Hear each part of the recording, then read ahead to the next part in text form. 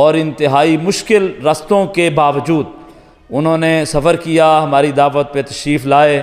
یقیناً ہم ان کے لیے سب دعا گو ہیں کہ اللہ ان کو برکت، صحت، عافیت، حفاظت، ایمان اور تونگری والی لمبی زندگی عطا فرمائے، اور ان سے دین حقہ کا بہت زیادہ کام لے، اللہ انہیں برکتوں سے نوازے۔ آپ احباب تشریف لائے، یقین مانیے آپ نہ تشریف لائیں تو پروگرام کوئی بھی سج ہی نہیں سکتا۔ اس لیے جہاں پہ یہ آپ کے سامنے بیٹھنے والے چہرے، پیارے پیارے چہرے، یہ دعاؤں کے مستحق ہیں اور ان کے لیے ہمیں دعائیں کرنی چاہیے، وہیں پہ میں ان بزرگوں سے کہوں گا کہ آپ کے لیے دعائیں کریں۔ اللہ آپ کو دنیا آخرت کی برکتوں سے نوازے، اللہ تعالیٰ آپ کو دنیا آخرت کی مشکلات سے دور رکھے، اللہ تعالیٰ آپ کی ہمیشہ حفاظت فرمائے۔ کہ آپ تشریف لاتے ہیں تو یہ ہمارے پروگرام اس کے اندر رونق آ جاتی ہے۔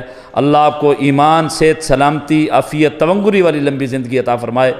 تو میں دعوت خطاب دیتا ہوں جناب ابو یحییٰ نور پوری حافظہ اللہ تعالیٰ کو کہ وہ تشریف لائیں اور آپ احباب کے سامنے خطاب فرمائیں۔ جناب ابو یحییٰ نور پوری حافظہ اللہ تعالیٰ۔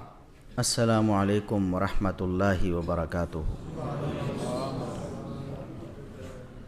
ان الحمد للہ نحمده ونستعینه ونستغفره ونعوذ باللہ من شرور انفسنا ومن سیئات اعمالنا من يهده اللہ فلا مضل له ومن يضلل فلا هادی له اشہد ان لا الہ الا اللہ وحدہ لا شریک له واشہد ان محمدا عبدہ ورسولہ۔ اما بعد فاعوذ باللہ السمیع العلیم من الشیطان الرجیم من ہمزہ ونفخہ ونفثہ بسم اللہ الرحمن الرحیم۔ فإن آمنوا بمثل ما آمنتم به فقد اہتدوا۔ انتہائی قابل احترام بزرگوں، عزیز نوجوان ساتھیوں، اللہ رب العزت نے ہماری ملاقات مقدر میں کی تھی۔ کافی مشکلات اور رکاوٹیں آئیں راستے میں، لیکن الحمدللہ اللہ کی توفیق سے، محض اللہ کی توفیق سے ہم پہنچ گئے ہیں۔ باقی جس طرح ہمارے بزرگ ارشاد فرما رہے تھے کہ اس پروگرام کا بڑی بے صبری سے انتظار ہو رہا تھا،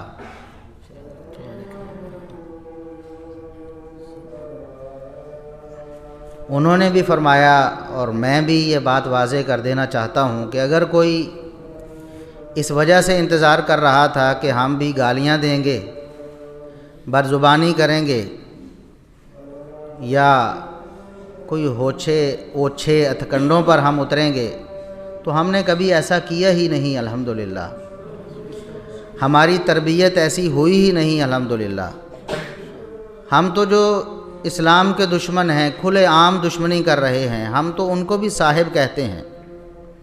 لوگ ہمیں کہتے ہیں کہ آپ مرزا صاحب کیوں کہتے ہو؟ تو ہم ان سے کہتے ہیں کہ ہمارے شیخ الاسلام ثناء اللہ امرسری رحمۃ اللہ علیہ بھی مرزا صاحب کہا کرتے تھے۔ تو ہم تو بدزبانی ہماری تربیت میں کبھی آئی ہی نہیں، اس لیے ہم انتہائی مثبت انداز میں اپنا نقطہ نظر پہلے بھی پیش کرتے رہے ہیں اور اب بھی انشاءاللہ پیش کریں گے۔ ہمارے اس پروگرام کا موضوع ہے فضائل صحابہ و اہل بیت۔ ہر اہل حدیث اللہ کے فضل و کرم سے تمام صحابہ اور تمام اہل بیت سے محبت اور عقیدت رکھتا ہے اور ان کا کامل احترام کرتا ہے۔ کچھ عرصہ پہلے، تقریباً 5 سال پہلے، مرزا انجینئر محمد علی جیلمی صاحب نے یہ کہا تھا کہ علماء اہل حدیث ناسبی ہیں۔ یہ آج کی بات نہیں، پرانی بات ہے۔ تقریباً 4-5 سال تو ہو گئے ہیں۔ ہم نے جواب میں ایک ویڈیو ریکارڈ کروائی تھی اور اس ویڈیو میں بھی میرے استاذ گرامی شیخ الحدیث علامہ غلام مصطفیٰ ظہیر امن پوری حافظہ اللہ تعالیٰ میرے ساتھ تھے، اور میں نے ان سے سوالات کیے اور اس بات کو واضح کیا کہ علماء اہل حدیث کیسے ناسبی ہو سکتے ہیں۔ اس وقت بھی ہم نے یہ سوال اٹھایا تھا کہ اہل حدیث کو ناسبی کہنا بالکل ایسے ہی ہے جیسے قادیانیوں کو مسلمان کہنا۔ اہل حدیث ایک سوچ اور فکر کا نام ہے، ایک منہج کا نام ہے، کتاب و سنت کا نام ہے، سلف صالحین کے اتفاقی اور اجماعی فہم کا نام ہے۔ یہ کیسے ہو سکتا ہے کہ ایک شخص اہل حدیث ہو اور ساتھ میں ناسبی ہو؟ بھلا کتاب و سنت نے ناسبی بنانے کی کبھی کوئی تعلیم دی ہے؟ ہاں، اگر تو یہ شیعہ والا ناسبی ہے، رافضی جو ہم اہل سنت کو ناسبی کہتے ہیں، تو پھر ہم ڈنکے کی چوٹ کہتے ہیں کہ ہاں ہم ناسبی ہیں، کیونکہ روافض ہر اس شخص کو ناسبی کہتے ہیں جو ابو بکر و عمر و عثمان رضی اللہ عنہم کا دفاع کرتا ہے، ان کی شان کو مانتا ہے، ان کے ایمان کو مانتا ہے، وہ ہر اس شخص کو ناسبی کہتے ہیں۔ باقاعدہ ان کی کتابوں میں بھی لکھا ہے اور ان کے ویڈیو بیانات بھی موجود ہیں۔ وہ کہتے ہیں کہ صرف سیدنا علی رضی اللہ عنہ، سیدنا حسن، سیدنا حسین رضی اللہ عنہما اور سیدہ فاطمہ رضی اللہ عنہا کا نام لینے والے کو احترام نہ دو جب تک وہ صحابہ کرام کا دفاع کرتا ہے، وہ ناسبی ہی رہے گا۔ یہ ان کا کہنا ہے۔ اگر تو رافضیوں کی طرف سے ہمیں جو ناسبی کہا جاتا ہے وہ مراد ہے تو ہم واقعی ناسبی ہیں، لیکن اگر ناسبیت سے مراد یہ ہے کہ صحابہ کرام کے احترام کے ساتھ ساتھ اہل بیت کا بھی احترام کیا جائے، اہل بیت کی عزت اور تکریم کے ساتھ ساتھ صحابہ کرام کی بھی عزت اور تکریم کی جائے، یہ اور صحابہ کرام کے علاوہ اہل بیت کو برا بھلا کہہ کر اہل سنت سے نکلنے کو اگر ناسبیت کہتے ہیں تو حاشا و کلا، حاشا و کلا۔ اللہ رب العزت اس دن سے پہلے ہمیں موت دے دے جب ہم صحابہ کرام کا نام لے کر اہل بیت کی دشمنی کریں یا اہل بیت کے بارے میں کبھی بغض کا اظہار کریں۔ ایک مسلمان، ایک سنی، ایک اہل الحدیث کیسے وہ اہل الحدیث بن گیا؟ جبکہ دعویٰ یہ ہے کہ ہم کتاب و سنت کو ماننے والے۔ ہم تو کہتے ہیں کہ جو شخص اہل حدیث کو ناسبی کہتا ہے وہ اصل میں اہل حدیث کو برا بھلا کہہ رہا ہے، محدثین کو برا بھلا کہہ رہا ہے۔ اہل حدیث اللہ کے فضل و کرم سے ناسبی نہیں ہے۔ اس وقت بھی ہم نے جواب دیا تھا جب مرزا محمد علی انجینئر صاحب نے یہ باتیں کی تھیں، اور وہی باتیں بنیاد بنائی گئی تھیں جو آج بنیاد بنائی جا رہی۔ انہوں نے شیخ اقبال کیلانی حافظہ اللہ تعالی ان کی کتابوں میں سے کچھ باتیں پیش کر کے یہ تاثر دینے کی کوشش کی کہ یہ اہل بیت سے دشمنی رکھتے ہیں۔ انہوں نے اہل بیت کی فضیلت والی حدیثیں چھپا لی۔ تو ہم نے اس وقت اللہ کے فضل و کرم سے شیخ اقبال کیلانی حافظہ اللہ تعالیٰ کی وہ کتاب پیش کی جو اسپیشل انہوں نے سیدہ فاطمہ رضی اللہ عنہا کی فضیلت میں لکھی ہوئی ہے۔ بھلا ناسبی ایسے ہوتے ہیں جو اسپیشل کتاب لکھ کر ایک ایک فرد اہل بیت کی تعظیم کریں اور ان کی عزت کریں اور ان کے فضائل بیان کریں، انہیں ناسبی کہتے ہیں۔ اہل سنت تو ایک ایسا سچا اور سچا مذہب ہے کہ اس میں نہ افراط ہے نہ تفریط ہے، بالکل اعتدال ہے۔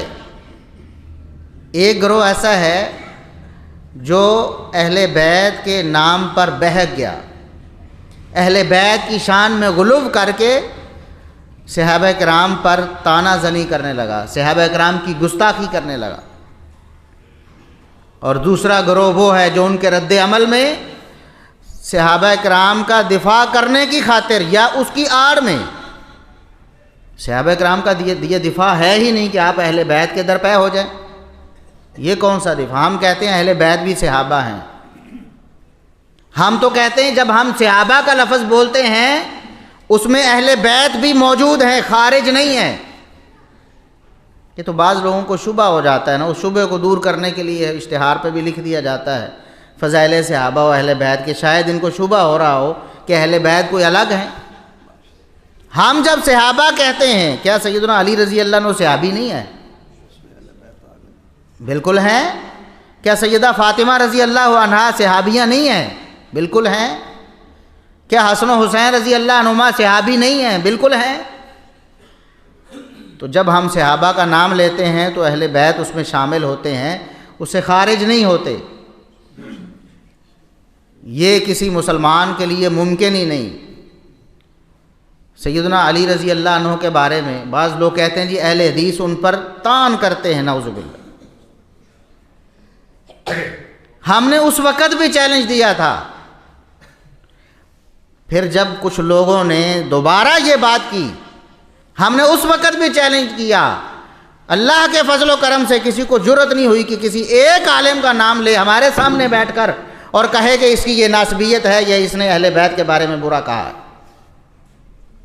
سب لوگ اس بات کے گواہ ہیں کہ ہمارے سامنے کوئی یہ بات کہنے کی جرأت کر سکا، اور اللہ کے فضل و کرم سے جب تک ہم زندہ ہیں اپنے علماء، اپنے بزرگ، اپنے شیوخ الحدیث، ان کی دعاؤں سے اور ان کی تربیت سے اور ان کی تعلیم سے ہم اللہ کے فضل و کرم سے سینہ تان کر یہ بات کہتے ہیں۔ کسی میں جرأت ہے تو ہمارے سامنے آ کے بیٹھے اور بتائے کہ کیا مفسر قرآن حافظ صلاح الدین یوسف رحمہ اللہ تعالی ناسبی تھے؟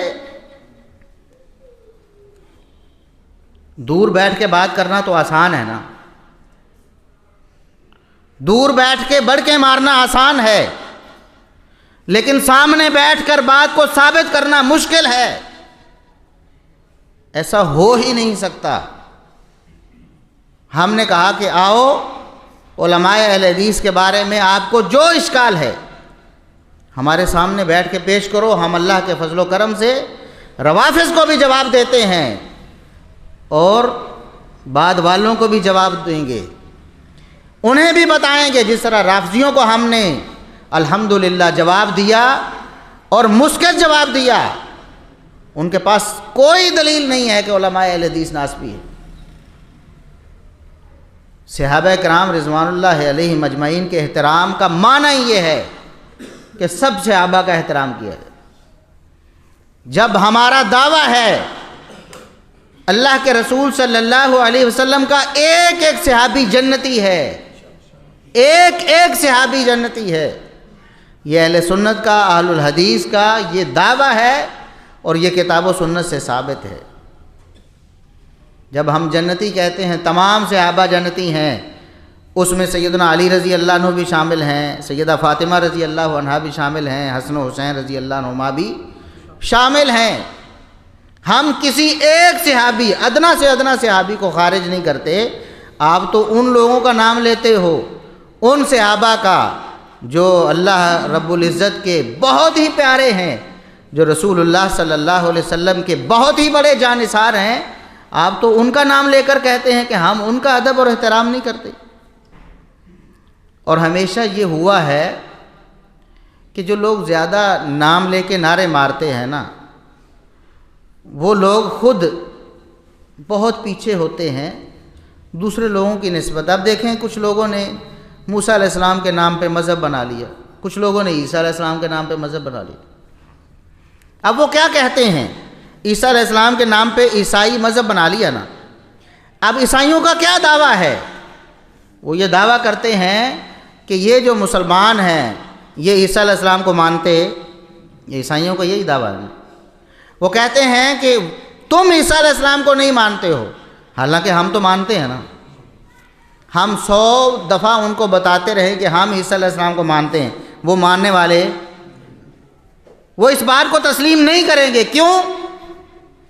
اس لیے کہ وہ کہتے ہیں جس طرح ہم منوانا چاہتے ہیں تم اس طرح نہیں مانتے، لہٰذا تم منکر ہو، تم گستاخ ہو، تم ان کی یہ شان نہیں مانتے، تم ان کی وہ شان نہیں مانتے۔ ہم کہتے ہیں جو شان کتاب و سنت میں ثابت ہے، ہم اللہ کے فضل و کرم سے اس میں سے کسی کا بھی انکار نہیں کرتے، اور جو کتاب و سنت سے ثابت نہیں ہے آپ 1000 دفعہ ہمیں مجبور کرو، تانے دو، ہم اس کو ماننے کے لیے تیار۔ اسی طرح اہل بیت کے نام پہ بھی لوگوں نے مذہب بنایا کہ نہیں بنایا؟ ان کی بات نہیں کر رہا، ان کی کر رہا ہوں۔ اہل بیت کے نام پہ مذہب بنایا، لیکن اہل بیت کی تعلیمات پر عمل نہیں کیا۔ وہ کہتے تم علی کو نہیں مانتے، ہم کہتے مانتے ہیں، وہ کہتے نہیں مانتے۔ ہم پہلے ہی انہیں بتاتے ہیں کہ جس طرح تم منوانا چاہتے ہو ہم واقعی اس طرح نہیں مانتے، ہم اس طرح مانتے ہیں جس طرح کتاب و سنت نے بتایا ہے، اس طرح ہم مانتے ہیں۔ تو سیدنا علی رضی اللہ عنہ کی شان میں کمی کرنا یا ان پر طعن کرنا ہم اس کا سوچ بھی نہیں سکتے، کیونکہ رسول اللہ صلی اللہ علیہ وسلم نے خود فرمایا سیدنا علی المرتضیٰ رضی اللہ عنہ کو، جو انہوں نے خود بیان کیا، صحیح مسلم ہے، اللہ یحبنی الا مؤمن ولا یبغضنی الا منافق، کہ آپ صلی اللہ علیہ وسلم نے ارشاد فرمایا علی تم سے محبت تو مومن ہی کریں گے اور تم سے بغض منافق ہی رکھیں گے۔ مومن ہمیشہ علی سے محبت کرتا ہوگا اور علی رضی اللہ عنہ سے بغض رکھنے والا پکا منافق ہے، اس بات میں کوئی شبہ نہیں۔ لیکن عیسائیوں کی طرح ہمیں یہ طعنہ نہ دو کہ تم اس طرح نہیں مانتے جس طرح ہم منوانا چاہتے، یہودیوں کی طرح یہ طعنہ نہ دو کہ جس طرح موسیٰ کو ہم منوانا چاہتے تم نہیں مانتے۔ مشرکین مکہ نے بھی کہا تھا ہم ابراہیمی ہیں، ابراہیم ہمارے ہیں، ایسے ہی ہے نا، اور نعرے ایسے ہی بنتے ہیں نا کہ فلاں ہمارے ہیں تمہارا ان سے کوئی تعلق، ایسے ہی نعرے بنتے ہیں نا۔ یہ مشرکین مکہ نے بھی نعرہ لگایا ہم ابراہیمی ہیں، ان کا مقصد کیا تھا؟ ہم ابراہیمی ہیں، یہ کہہ کر مسلمانوں کو ابراہیمی ہونے سے نکالنا تھا کہ یہ ابراہیمی نہیں ہے۔ اس وقت اللہ رب العزت نے قرآن میں ارشاد فرمایا اِنَّ أَوْلَى النَّاسِ بِإِبْرَاهِيمَ لَلَّذِينَ اتَّبَعُوهُ۔ ظالمو تم تو نام لیتے ہو نا ابراہیم کا، کیا تم نے ابراہیم والا کام بھی کیا ہے؟ ابراہیم سے حقیقی تعلق ان لوگوں کا ہے جو ابراہیم علیہ السلام کے پیروکار۔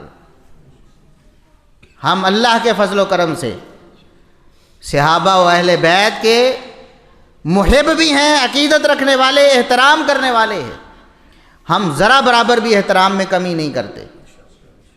ہاں اگر کوئی کہے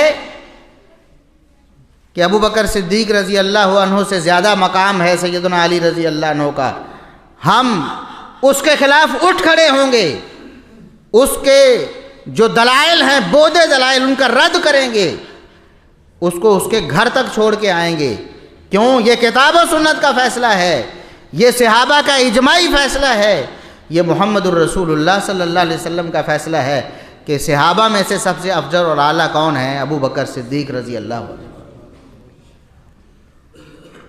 اسی طرح اگر کوئی سیدہ فاطمہ رضی اللہ عنہا کو ازواج مطہرات سے افضل اور اعلیٰ قرار دینے کی کوشش کرے، یہ بات سننے کی ہے، یہ اہل سنت کا عقیدہ ہے، لوگوں نے گڈ مڈ کر دیا ہے۔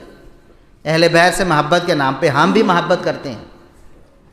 قرآن نے کہا ہے سورہ احزاب میں یا نساء النبی لستن کاحد من النساء، نبی کی بیویوں تم درجے اور مقام میں اور شان میں اتنی بلند ہو کہ دنیا کی کوئی عورت تمہارے مقابلے میں آ سکتی،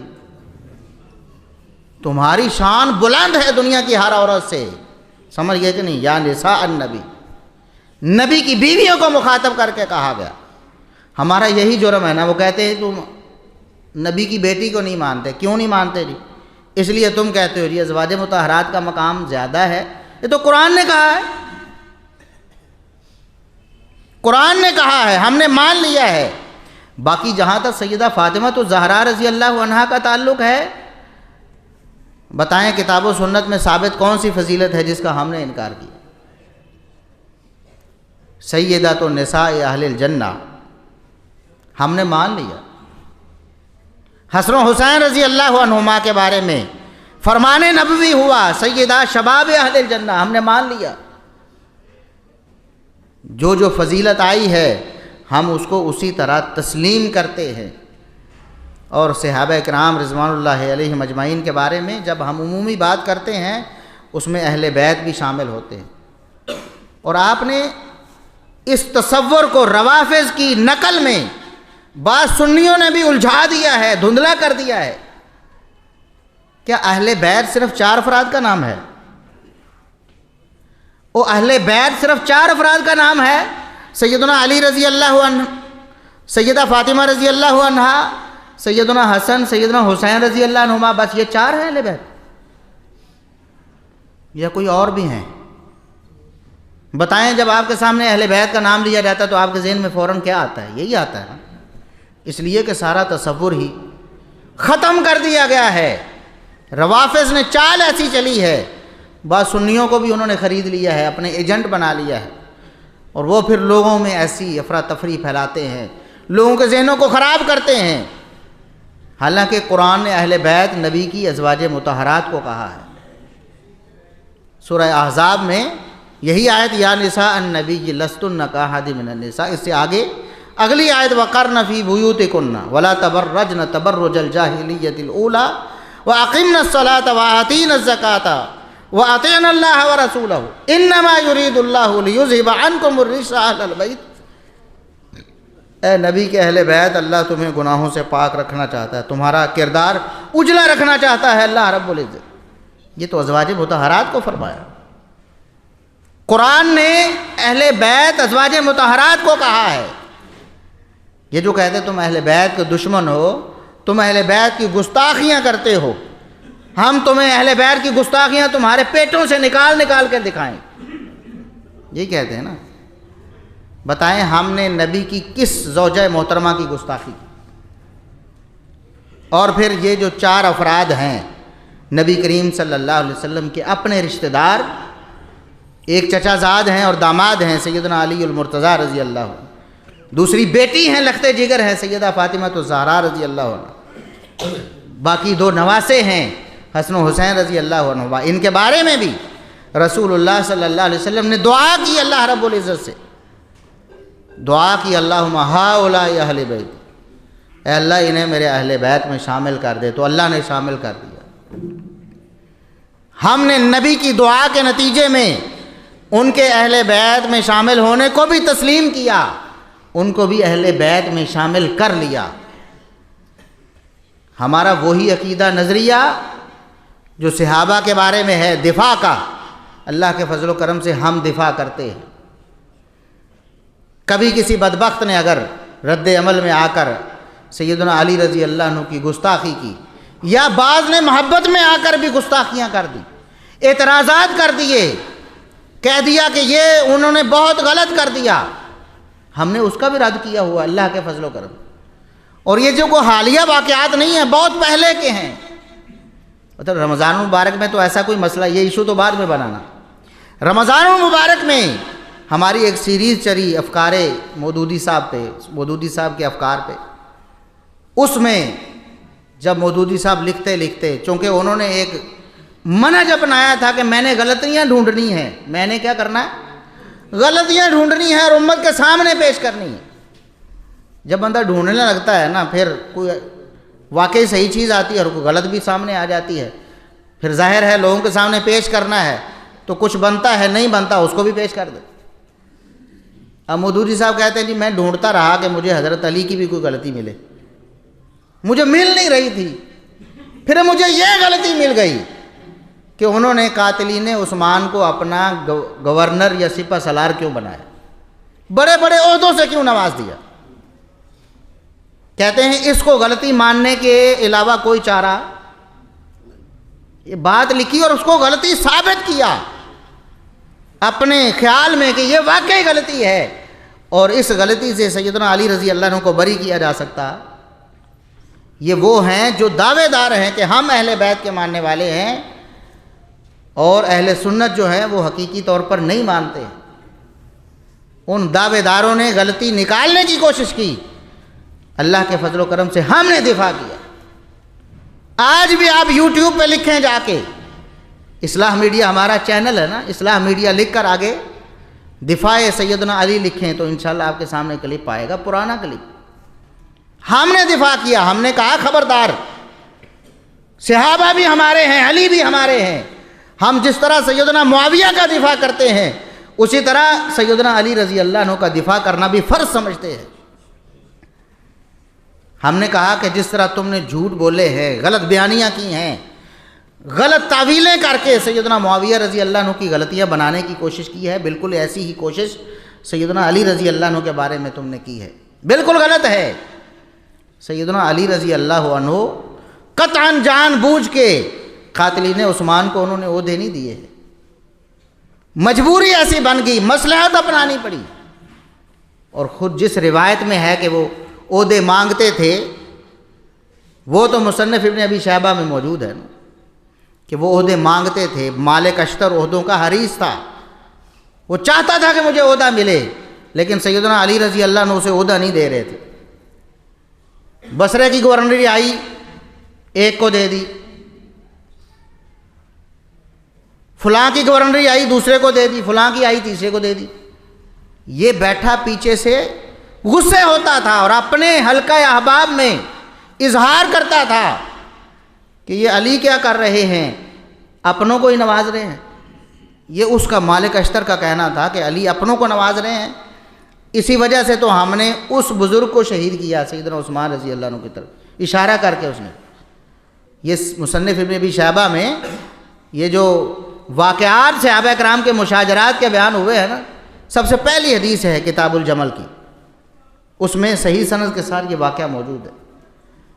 اس نے اس بات پہ پریشانی کا اظہار کیا کہ علی رضی اللہ عنہ نے فلاں بھی اپنے چچا زاد قسم بن عباس کو، فلاں عبید اللہ بن عباس کو، فلاں عبداللہ بن عباس کو، سارے عہدے تو اپنے کو دیے جا رہے ہیں، پھر ہم آج تک جو ان بزرگوں کے خلاف لڑتے رہے ان کو شہید کر دیا ہم نے، پھر ہمیں کیا فائدہ ہوا؟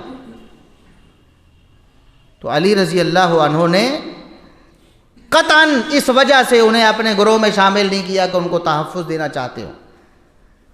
مودودی صاحب نے یہی چیز ثابت کرنے کی کوشش کی کہ علی رضی اللہ عنہ نے ان لوگوں کو خود اپنی رضامندی سے اپنے گروہ میں شامل کر کے ان کو عہدوں سے نوازا۔ ہم نے کہا قطعاً ایسا نہیں تھا۔ سیدنا علی رضی اللہ عنہ باقاعدہ طور پر انہوں نے اس چیز کا اظہار کیا، میرا دل چاہتا ہے کہ اس کو کہیں بھیجوں، اس کو اور اس کے ساتھیوں کو، اور پیچھے فوج بھیج کر اس کو قتل کروا دو۔ غصے سے دانت پیستے تھے، لیکن وہ کہتے تھے کہ ابھی حالات ایسے نہیں۔ اور یہی اختلاف کا سبب تھا صحابہ کرام کے مابین۔ کچھ صحابہ کرام جو جلیل القدر ہیں وہ بھی، ان کا خیال یہ تھا کہ سیدنا عثمان رضی اللہ عنہ کے قاتلوں کو فوراً کیفر کردار تک پہنچانا، فوراً ان کو قتل کر دینا چاہیے، ان کو ڈھیل دینا ایک لمحے کے لیے بھی مناسب نہیں ہے۔ اور دوسری طرف سیدنا علی رضی اللہ عنہ اور ان کے جو گروہ میں صحابہ کرام تھے، ان کا خیال یہ تھا کہ ابھی ہمیں مصلحت سے کام لینا چاہیے، ابھی تو عثمان رضی اللہ عنہ شہید ہوئے ہیں، حالات تھوڑے سنبھل لیں، اگر اسی طرح ہم نے ان پر ہاتھ ڈال دیا ہو سکتا ہے کہ ان کے پیچھے کتنے اور لوگ چھپے بیٹھیں، وہ سارے اٹھیں اور پھر خانہ جنگی ہو جائے۔ ایک خلیفہ شہید ہوا ہے، مجھے بھی شہید کر دیں۔ دوسرے صحابہ کرام کہتے تھے کہ عثمان رضی اللہ عنہ نے ان ظالموں کو ڈھیل دی تھی تو دیکھیں انہوں نے کیا کیا، انہوں نے کہا تھا نا کہ میری وجہ سے ان کا خون نہ بہایا جائے، ڈھیل دی ہے تو شہید ہو گئے ہیں، آپ بھی ڈھیل دیں گے تو آپ کے ساتھ بھی ایسا ہی کریں۔ یہ اختلاف تھا جس کی وجہ سے صحابہ کرام کے مابین کچھ واقعات ناخوشگوار ہوئے۔ تو ہم یہ سمجھتے ہیں کہ سیدنا علی رضی اللہ عنہ ہوں یا سیدنا معاویہ رضی اللہ عنہ ہو یا دیگر صحابہ، سیدہ عائشہ رضی اللہ عنہا ہوں یا سیدنا علی رضی اللہ عنہ ہوں، سب برحق تھے، کسی کو بھی غلط نہیں کہا جا سکتا، سب کا معاملہ نیک نیتی پر مبنی تھا، وہ اپنے تئیں اچھا چاہتے تھے، امت کی خیر خواہی کرنا چاہتے تھے، لہٰذا انہوں نے جو بھی سوچا ہے اللہ رب العزت نے اس پر انہیں اجر ہی دیا ہے۔ ہم اللہ کے فضل و کرم سے دفاع کرتے ہیں اہل بیت کا، جب بھی بات ہوئی کسی نے اعتراض کیا، انسان ہونے کے ناطے معاملات ہو جاتے ہیں نا گھر میں، سیدہ فاطمہ رضی اللہ عنہا سے بھی کئی دفعہ ناراضگی ہو گئی. وہ خامد بیوی کی ہو جاتی ہے نا ناراضگی. صحیح بخاری میں واقعہ موجود ہے, صحیح مسلم میں موجود ہے کہ سیدہ فاطمہ رضی اللہ عنہا نے ایک موقع پر رسول اللہ صلی اللہ علیہ وسلم سے یہ عرض کر دیا, یہ الفاظ کہہ دیے کہ ابو جی لوگ کہتے ہیں آپ کے بارے میں کہ آپ اپنی بیٹیوں کے بارے میں اس طرح غیرت کا مظاہرہ نہیں کرتے, غصہ نہیں کرتے جس طرح کرنا چاہیے. بیٹیوں کے بارے میں انسان کو زیادہ غصہ آ جاتا ہے نا, تھوڑی سی تکلیف پہنچے. آپ کی ڈھیل کا نتیجہ یہ ہے کہ آپ کے چچا کے بیٹے علی نے اب یہ فیصلہ کر لیا ہے کہ میرے ہوتے ہوئے وہ ابو جہل کی بیٹی سے بھی نکاح کر لیں گے. کیا اب بھی آپ انہیں کچھ نہیں کہیں گے؟ اور اس سے پہلے بھی واقعہ آپ کو معلوم ہے کہ سیدنا علی رضی اللہ عنہ ایک دن گھر نہیں تھے, آپ صلی اللہ علیہ وسلم تشریف لے گئے. بیٹی سے پوچھا کہاں ہیں علی, تو بتایا کہ وہ تو ناراض ہو کے کوئی ہماری تکرار ہوگی, باہر چلے گئے. تو آپ مسجد میں گئے تو وہاں وہ مٹی پہ لیٹے ہوئے تھے جب ان کی کنیت ابو تراب پڑی. اس طرح کے واقعات کو بنیاد بنا کر ایک گروہ, جس طرح صحابہ کرام میں کیڑے نکالنے والے ہیں نا, دوسری طرف بھی ہیں. انہوں نے نعوذ باللہ یہ ثابت کرنے کی کوشش کی کہ سیدنا علی رضی اللہ عنہ خانگی معاملات میں اچھے نہیں تھے, نعوذ باللہ بیوی سے اچھا سلوک نہیں کرتے تھے, نعوذ باللہ ثم نعوذ. ہم نے اس وقت بھی دفاع کیا. انسان ہونے کے ناطے نبی اور آپ کی بیویوں کے مابین بھی مسئلہ بن گیا. ہوا کہ نہیں, ناراضگی ہو گئی کہ نہیں, ہو جاتی تھی کہ نہیں ہو جاتی تھی. یہ ایک طبی معاملہ ہے. ہم اللہ کے فضل و کرم سے اگر خدا نہ خواستہ ہمارے دل میں کوئی بات ہوتی, نعوذ باللہ ثم نعوذ باللہ, کیا ہم ایسی باتیں نہ کرتے؟ کیا ایسے لوگوں کو ہم ٹوکتے اور روکتے کہ تم غلط کہہ رہے ہو, تم علی کی غلطی نکالتے ہو, تم غلط ہو, علی بالکل درست ہیں, تم سیدہ فاطمہ رضی اللہ عنہا کو غلط کہتے ہو, تم غلط ہو, سیدہ فاطمہ رضی اللہ عنہا بالکل درست تھی. تم حسن و حسین رضی اللہ عنہما کی غلطی نکالتے ہو, تم غلط ہو, حسن و حسین رضی اللہ عنہما بالکل درست تھے. ہم تو یہ کہتے ہیں. ہاں صحابہ کرام میں جب اختلاف ہو جائے تو ہم کسی ایک فریق میں شامل نہیں ہوتے. یہ ہمیں کتاب و سنت نے سکھایا ہے, اور یہ ہمیں صحابہ کرام نے, خلفائے راشدین نے سکھایا ہے کہ جب صحابہ کرام کا اختلاف ہو جائے, چاہے دونوں طرف کون کون شخصیتیں ہوں, دونوں طرف کتنی بڑی بڑی شخصیتیں ہوں, یا ایک طرف چھوٹی چھوٹی دوسری طرف بڑی بڑی ہوں, تب بھی ہم نے اپنی زبان کو بند رکھنا ہے, کسی کو غلط قرار نہیں دینا. سیدنا عمر بن خطاب رضی اللہ عنہ کا یہ واقعہ امام ابن الجعد رحمۃ اللہ علیہ نے اپنی مسند میں صحیح سند سے نقل کیا ہے. انہوں نے بیان کیا کہ ایک موقع پر سیدنا ابو سعید خدری رضی اللہ عنہ لیٹے ہوئے تھے, کچھ لوگ ان کے آس پاس بیٹھے ہوئے تھے. ابو سعید خدری رضی اللہ عنہ بھی جلیل القدر صحابہ میں. کہتے ہیں کہ ان کے پاس, یہ جنگ جمل اور صفین کے بعد کا واقعہ ہے. جنگ جمل 1 سال پہلے ہوئی, جنگ صفین 1 سال بعد ہوئی. یہ اس کے بھی بعد کا واقعہ ہے کہ کسی جگہ پر سیدنا ابو سعید خدری رضی اللہ عنہ لیٹے ہوئے تھے, پاس لوگ بیٹھے باتیں کر رہے تھے. انہوں نے باتیں کرتے ہوئے جنگ صفین کا بھی تذکرہ آ گیا. سیدنا علی رضی اللہ عنہ اور سیدنا معاویہ رضی اللہ عنہ کا ذکر ہوا. فنالوا من معاویہ, انہوں نے باتیں کرتے سیدنا معاویہ رضی اللہ عنہ کے بارے میں کوئی غلط بات کہہ دی جو ان کے شایان شان نہیں تھی. جس طرح لوگ کہتے ہیں معاویہ نو کی حق سی, نعوذ باللہ ثم نعوذ. سیدنا ابو سعید خدری رضی اللہ عنہ جو لیٹے ہوئے تھے اٹھ کے بیٹھ گئے, خاموش کروایا انہیں, خبردار خاموش ہو جاؤ, اپنی زبان کو یہیں روک لو. کیوں؟ کہتے ہیں میں تمہیں عمر بن خطاب رضی اللہ عنہ کی سنت بتاتا ہوں. وہ کیا ہے؟ ایک دن ایسا ہوا, ہم سفر میں تھے تو عمر بن خطاب رضی اللہ عنہ امیر المومنین تھے, وہ بھی ہمارے ساتھ موجود تھے. ایک سائیڈ پہ کچھ لوگوں کا آپس میں کوئی بات چیت ہوئی تو ایک شخص کو پکڑ کے لائے جو شکل سے دیہاتی لگ رہا تھا, جس کو ہم پینڈو کہتے ہیں. کوئی جانی مانی شخصیت نہیں تھی, کوئی معمولی اس کا نام بھی نہیں آیا وہاں.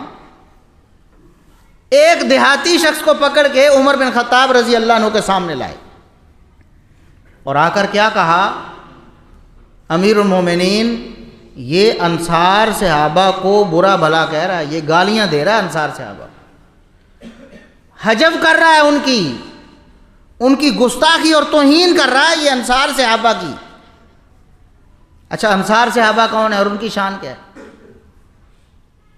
نبی کریم صلی اللہ علیہ وسلم نے ارشاد فرمایا، یہ صحیح بخاری کے الفاظ ہیں کہ انصار دیگر لوگوں کے مقابلے میں میرے ساتھ تعلق رکھنے معنی میں ان کی مثال ایسے ہے کہ عام لوگ، باقی سارے لوگ انصار کے علاوہ وہ باہر والا کپڑا ہے باہر، اور انصار میرا اندر والا کپڑا ہے جو جسم کے ساتھ ہمیشہ چمٹا رہتا ہے۔ مقصود یہ تھا کہ انصار اور میرے درمیان کبھی جدائی نہیں ہو سکے۔ فرمایا کہ لو سلک الناس وادیا وشعبا وسلکت الانصار وادیا او شعبا لسلکت وادی الانصار او شعبہا، سارے لوگ اگر ایک طرف چل پڑیں، صرف انصار دوسری طرف ہوں، میں سب کو چھوڑ کر انصار کی طرف چلوں گا۔ اور بالکل وہی الفاظ جو سیدنا علی رضی اللہ عنہ کے بارے میں محبت کے فرمائے نا کہ علی سے محبت مومن ہی رکھے گا، علی سے نفرت یا بغض منافق ہی رکھے، وہی الفاظ، سیم وہی الفاظ انصار کے بارے میں بھی ارشاد فرمائے۔ فرمایا کہ علامت الایمان حب الانصار، انصار کی محبت تو ایمان کی علامت، وعلامت النفاق بغض الانصار، اور انصار کا بغض تو نفاق کی علامت ہے۔ جو انصار سے بغض رکھے گا، انصار کو برا بھلا بولے گا، وہ کون ہے؟ منافق۔ اب یہ ساری چیزیں ذہن میں رکھ کے اس بندے کو پکڑ کے عمر بن خطاب رضی اللہ عنہ کے سامنے لے آئے کہ اب اس کی خیر نہیں ہے، ابھی دیکھیں اس کی کھلڑی ادھیڑ دیں گے عمر بن خطاب رضی اللہ۔ عمر بن خطاب رضی اللہ عنہ نے معاملہ سنا تو بڑے دھیمے الفاظ لہجے میں فرمانے لگے، وہ عمر جس کی غیرت، جس کا جوش اور جذبہ ایمانی جو ہے وہ قابو میں نہیں آتا ہوتا تھا، نبی صلی اللہ علیہ وسلم کی موجودگی میں بھی کہہ رہے تھے اللہ کے رسول مجھے اجازت دیں اس منافق کی گردن نہ اڑا دوں۔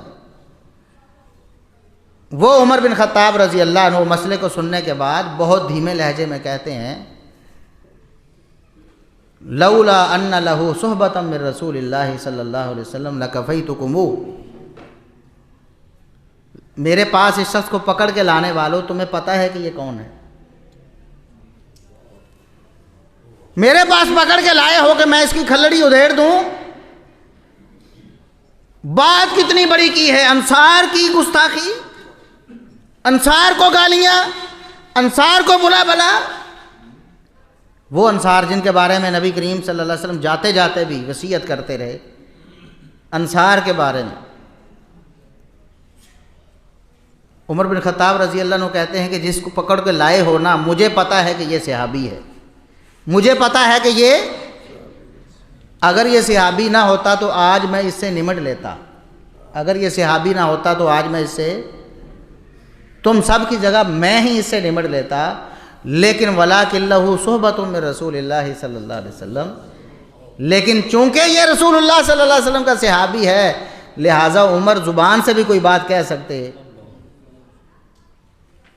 حدیث گواہ ہے اس بات پہ کہ عمر رضی اللہ عنہ نے ہاتھ اٹھانا تو دور کی بات ہے، زبان سے بھی اس کو یہ تک بھی نہیں کہا اور اللہ کے بندے انصار صحابہ کے بارے میں بولنے کی کیا ضرورت تھی، یہ بھی نہیں کہا، بلکہ دونوں کا مقدمہ سنا اور دونوں کو باعزت بری کر دیا، کہا کہ یہ بھی صحابی، وہ انصار ہیں یہ بھی صحابی ہیں لہٰذا عمر خاموش۔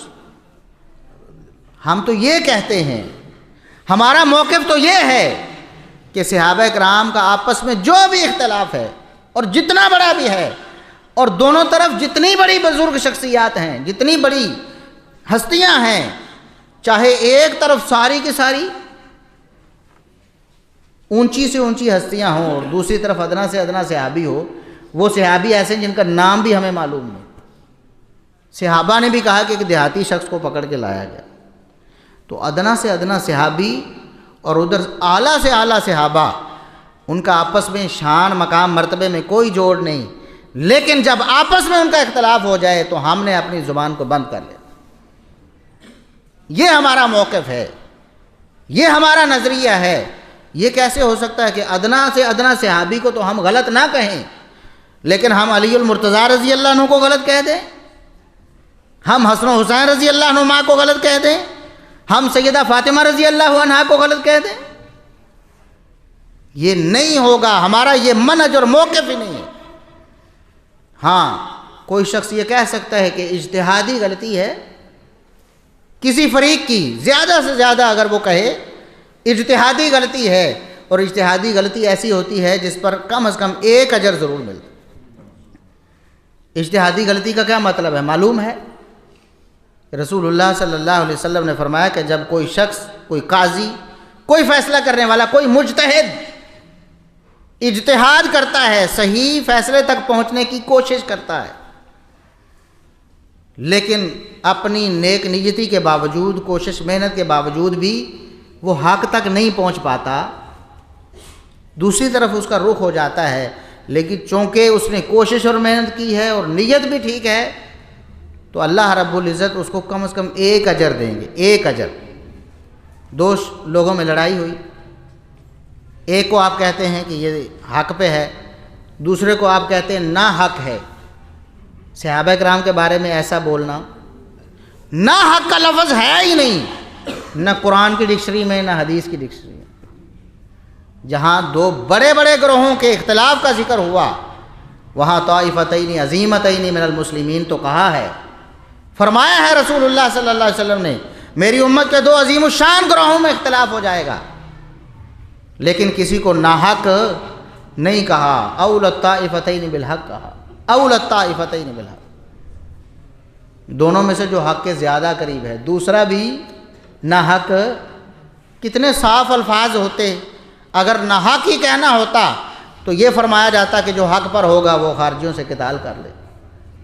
رسول اللہ صلی اللہ علیہ وسلم نے بھی بذریعہ وحی جو الفاظ ارشاد فرمائے ہیں ان میں بھی دونوں میں سے کسی کو ناحق کہا نہیں، تو ہم امتی ہو کر کس طرح کسی کو ناحق کہہ سکتے ہیں؟ اجتہادی خطا اگر کوئی کہہ دے اس کا مطلب ہی عزت و تکریم ہوتی ہے۔ اجتہادی خطا پہ بھی ایک اجر ملتا ہے نا، اس کا مطلب یہ ہے کہ اللہ ان سے راضی ہوا ہے۔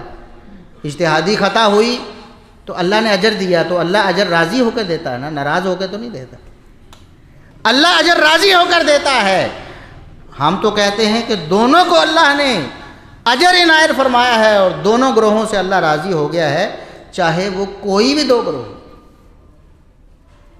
چیجا کہ یہ جو بڑے بڑے معاملات ہوئے، ایک طرف سیدہ عائشہ رضی اللہ عنہ وہ بھی اہل بیت ہیں، دوسری طرف سیدنا علی رضی اللہ عنہ وہ بھی اہل بیت ہیں، ان کی شان اور مقام دونوں کی بہت اعلیٰ ہے، تو ہم کسی کو برا کیسے کہہ سکتے؟ کوئی کیسے کہہ سکتا ہے کہ اہل حدیث سیدنا علی رضی اللہ عنہ پرتان کرتے ہیں؟ نعوذ باللہ، کیسے کرتے ہیں؟ اسی طرح سیدنا حسن رضی اللہ عنہ، نبی کریم صلی اللہ علیہ وسلم نے فرمایا میرا یہ بیٹا سردار ہے، صحیح بخاری کی حدیث، ان ابنی ھذا سید۔ حسن و حسین رضی اللہ عنہما دونوں ہی رسول اللہ صلی اللہ علیہ وسلم کے نواسے ہیں، دونوں کے اکثر فضائل ملتے جلتے ہیں، اور بیک وقت ہی رسول اللہ صلی اللہ علیہ وسلم نے فرمائے جیسے سیدہ شباب اہل الجنہ ہما ریحانتایا من الدنیا، یہ دنیا میں میرے دو پھول ہیں، دونوں کی فضیلت برابر برابر چل، لیکن ایک فضیلت ایسی ہے کہ حسن رضی اللہ عنہ اس میں فائق ہے۔ آپ نے فرمایا ان ابنی ھذا سید، یہ میرا بیٹا سردار ہے۔ حالانکہ نبی کے تو دونوں نواسے ہی سردار ہیں، بلکہ سارے ہی، آپ کے سارے نواسے، ساری نواسیاں، آپ کی ساری اولاد ہمارے سروں کا تاج ہے، وہ ہمارے سردار ہیں، ہم ان کے غلام ہیں۔ لیکن نبی کریم صلی اللہ علیہ وسلم نے حسن رضی اللہ عنہ کی طرف اشارہ کر کے فرمایا ان ابنی ھذا سید، میرا یہ بیٹا سردار ہے۔ کیوں؟ لعل اللہ ان یصلح بہ بین فئتین عظیمتین من المسلمین، اللہ رب العزت اس کے ذریعے مسلمانوں مومنوں کے دو بڑے گروہوں میں صلح کروا دیں۔ تو ہم تو راضی ہیں نا حسن رضی اللہ عنہ کے اس عمل پہ، اب ان سے پوچھیں جو ناراض ہیں، وہ ناراض ہیں اور وہ یہ بات کہتے ہیں کہ حسن رضی اللہ عنہ نے نعوذ باللہ پسپائی اختیار کر لی تھی، وہ نعوذ باللہ پیچھے ہٹ گئے تھے، انہوں نے ایک نااہل شخص کو اپنا اقتدار منتقل کر دیا تھا۔ اور اگر کوئی کہے کہ حسن رضی اللہ عنہ کا انتخاب برا تھا نعوذ باللہ، کیا وہ مومن ہو سکتا ہے؟ اور اگر کوئی کہہ دے کہ سیدنا معاویہ رضی اللہ عنہ کا انتخاب برا تھا، کہتے ہیں نا لوگ، بولے نا آپ، میں یہ تو کسی کا نام تو نہیں لے رہا، آپ کیوں شرما رہے؟ ہم کہتے ہیں، ہم صحابہ کا دفاع کرتے ہیں نا، یہ ہمارا حق ہے نا، ہم کہتے ہیں کسی اور کا نام ہی نہ لو، لیکن صحابہ کرام پر جب زبان چلاؤ گے ہم تمہیں زبان نہیں چلانے دیں۔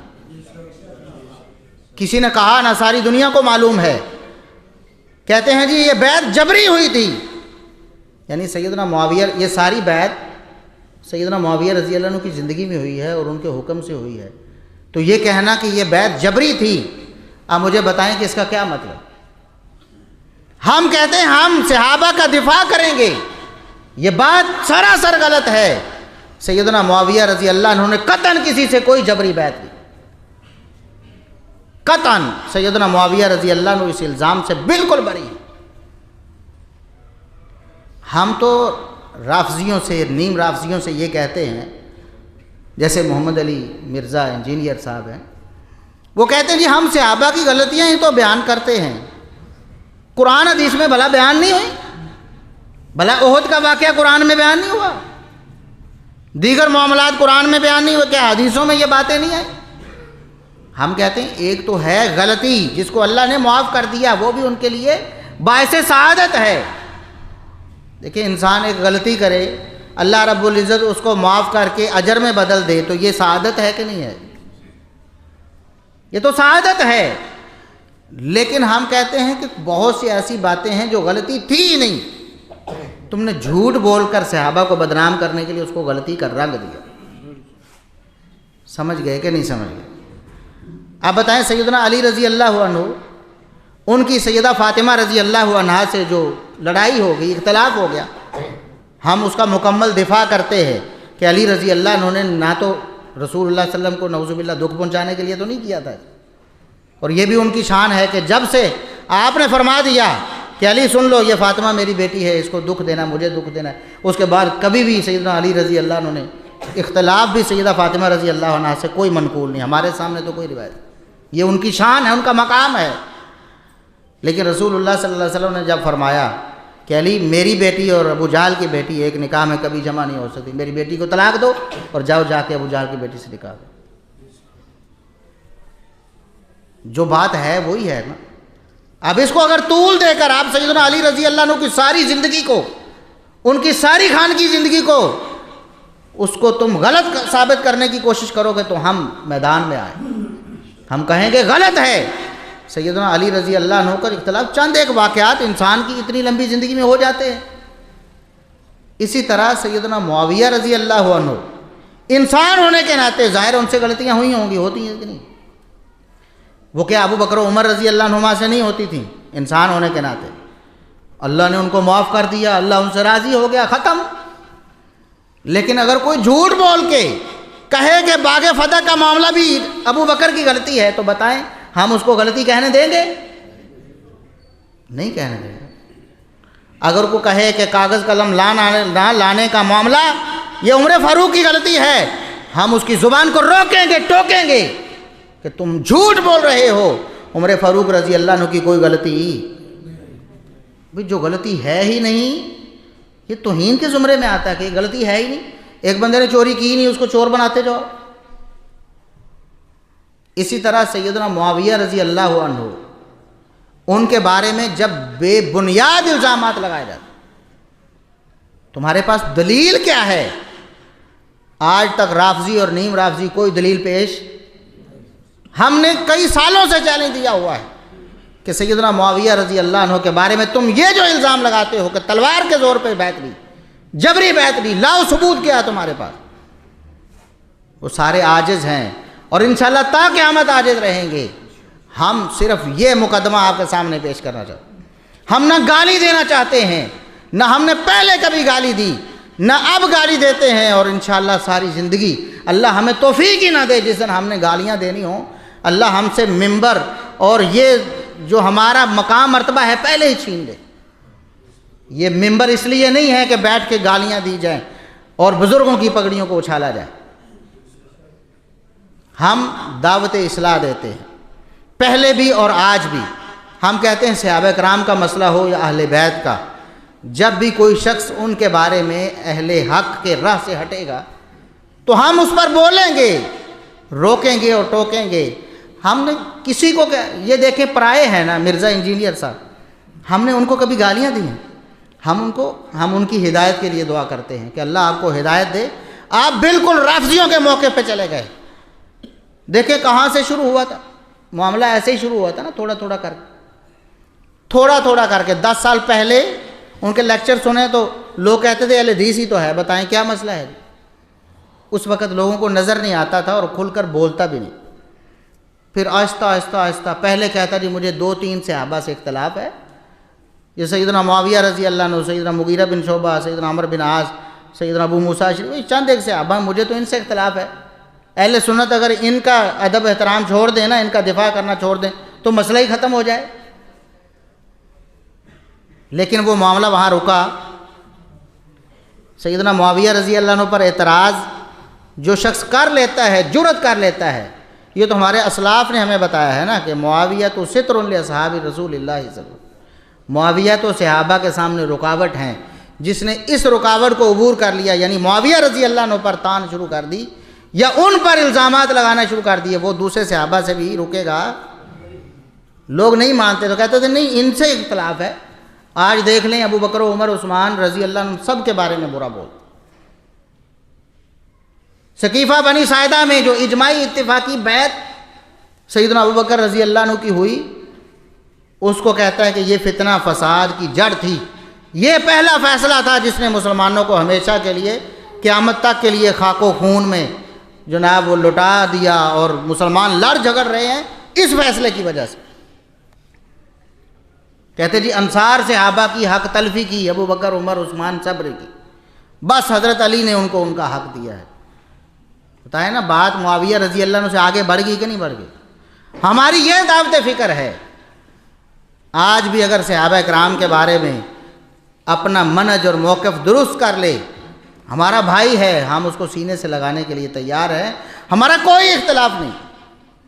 ہماری ذات کا ہمیں 100 گالیاں دو، 1000 دو، لاکھ دو، بڑی بڑی گالیاں ہمیں دی گئی، ہم نے کہا کہ ہمیں جو دی جانے والی گالی ہم اس کا اعتبار ہی نہیں کرتے، صرف مسلک اہل حدیث کے ساتھ مخلص ہو جاؤ۔ مسلک اہل حدیث کے بارے میں جو منفی پراپیگنڈا اس کو ختم کر دو، علماء اہل حدیث کو ناسبی کہنا ختم کر دو، ہمارا کوئی اختلاف۔ آج بھی ہم کہتے ہیں اگر کوئی یہ توقع کرتا ہے، میں پہلے بھی کہہ چکا ہوں کہ ہم کوئی اس طرح کی للکار کریں گے جی، یہ ہمیں، میں پچھلے دنوں بہاولپور میں گیا تو مجھے میرے استاذ گرامی فضیلت الشیخ علامہ غلام مصطفیٰ ظہیر امن پوری حافظہ اللہ تعالیٰ نے فون کیا پیچھے سے، مجھے کہتے ہیں کہ بیٹا وہاں پر درس دینا ہے نا، اگر کوئی سوال بھی کرے اس حالیہ چپکلش کے بارے میں تو آپ نے بات ہی نہیں کی، آپ نے کہنا یہ ہمارا موضوع، یہ چیزیں ممبر و محراب پہ اس طرح اچھالنے والی نہیں ہے، نہ ہم نے کبھی اچھالا۔ پہلے بھی دعوت فکر ہی دی تھی لیکن اس کو الٹ معنی میں لے لیا گیا۔ اب بھی ہم دعوت فکر ہی دیتے ہیں۔ اگر صحابہ کرام اور اہل بیت کے بارے میں اہل حدیث کے علماء میں اگر کسی میں آپ کو کجی نظر آتی ہے، ہمارے سامنے پیش کریں، ہم تیار ہیں، ہم اس کو دیکھیں گے، پرکھیں گے، جانچیں گے اور آپ کو بتائیں گے کہ اہل حدیث علماء میں سے کوئی بھی نہ صحابہ کا گستاخ ہے نہ اہل بیت کا گستاخ، اور جو صحابہ یا اہل بیت کا گستاخ ہے اس کا اہل حدیث سے کوئی تعلق نہیں۔ یہ تو ہم بہت عرصے سے ہمارے علماء کہتے آئے اور ہم بھی عرصے سے کہہ رہے ہیں، بس ہمارا یہ نقطہ اختلاف اور کوئی اختلاف نہیں ہے۔ ہمیں برا بلا کہہ لو اور کہہ لو، کوئی مسئلہ نہیں، ہماری عزت 1000 دفعہ مسلک اہل حدیث پہ قربان، ہماری عزت 1,00,000 دفعہ علماء اہل حدیث پہ قربان۔ ہمارا اختلاف صرف یہ ہے، اور ہم آج بھی درد دل سے یہی دعوت فکر دیتے ہیں کہ صحابہ کرام کے بارے میں جو بات آپ کے ذہن میں آتی ہے آپ اس کو قلم پہ لاتے ہیں، قلم پہ لانے سے پہلے بزرگوں سے مشورہ کر لیں، کیا یہ بات کہنا درست ہے؟ کیا یہ کہنا کہ بیعت جبری ہوئی تھی کیا یہ درست ہے؟ نہیں درست، تو پھر آپ کو چاہیے کہ آپ ایسی بات کریں۔ ہاں اگر آپ کہتے ہیں کہ حافظ صلاح الدین یوسف رحمۃ اللہ علیہ نے سیدنا علی رضی اللہ عنہ پر تان کیا ہے تو ہمارے سامنے پیش کریں، علماء کے سامنے پیش کریں، کیا واقعی تان کیا ہے؟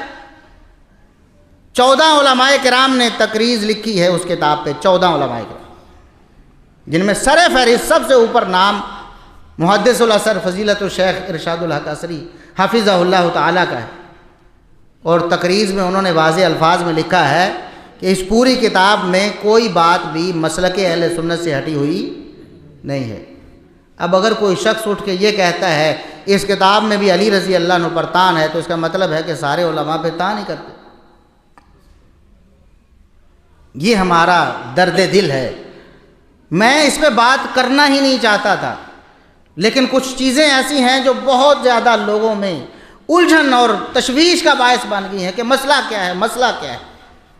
ہمیں بھی فون کرتے ہیں مسئلہ کیا ہے، ہمارا کوئی مسئلہ نہیں، ہمارا کوئی مسئلہ نہیں، ہمارا کوئی اختلاف نہیں، سوائے اس کے کہ ہم بولے ہیں تو علماء اہل حدیث کے دفاع میں، مسلک اہل حدیث کے دفاع میں، اور ہم یہ سمجھتے ہیں کہ نہ مسلک اہل حدیث ایسا ہے کہ صحابہ یا اہل بیت میں سے کسی کی توہین کر سکے، نہ علماء اہل حدیث میں کوئی ایسا ہو سکتا ہے۔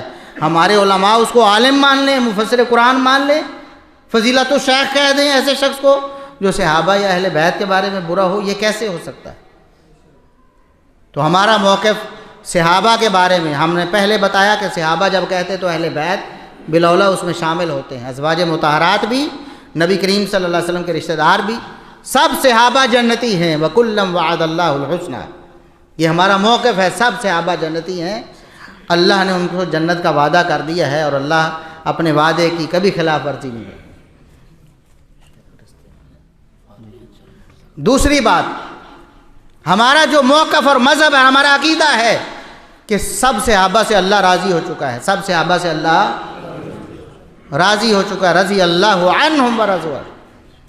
ایک تو فتح مکہ کے کانٹیکسٹ میں یا اس سیاق میں اللہ نے فرمایا نا، بیت رضوان کرنے والوں کے سیاق میں فرمایا، اور ایک سورہ توبہ میں والسابقون الاولون من المہاجرین والانصار والذین اتبعوہم بإحسان رضی اللہ عنہم ورضوا۔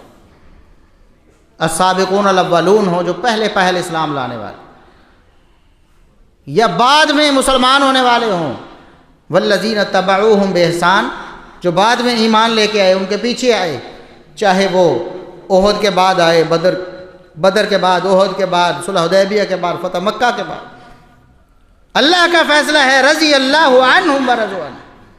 اللہ ان سے راضی ہو چکا ہے، وہ اللہ سے راضی ہو چکے۔ ہمارا یہ موقف سب صحابہ اہل بیت کے بارے میں ہے کہ سب جنتی ہیں، سب سے اللہ راضی ہو چکا ہے۔ اور تیسری بات کہ صحابہ اہل بیت میں سے کوئی بھی بد نیت نہیں تھا، کسی کی نیت میں فطور نہیں تھا، ان کے دلوں کی گواہی تو اللہ رب العزت نے دے دی۔ اولئک الذین امتحن اللہ قلوبہم للتقوی، یہ وہ لوگ ہیں جن کے دلوں کا اللہ نے انتخاب کیا ہے کہ تقوی کے اہل یہ لوگ ہیں۔ بھلا جو دنیا کے حریص ہوں، لالچی ہوں، مفاد پرست ہوں، اقتدار کی خاطر لڑنے والے ہوں، بھلا اللہ ان کے بارے میں یہ فرماتا ہے کہ ان کے دلوں کو اللہ نے انتخاب کر لیا ہے تقوی کے لیے؟ اس لیے صحابہ کرام میں سے کوئی بھی بد نیت نہیں تھا۔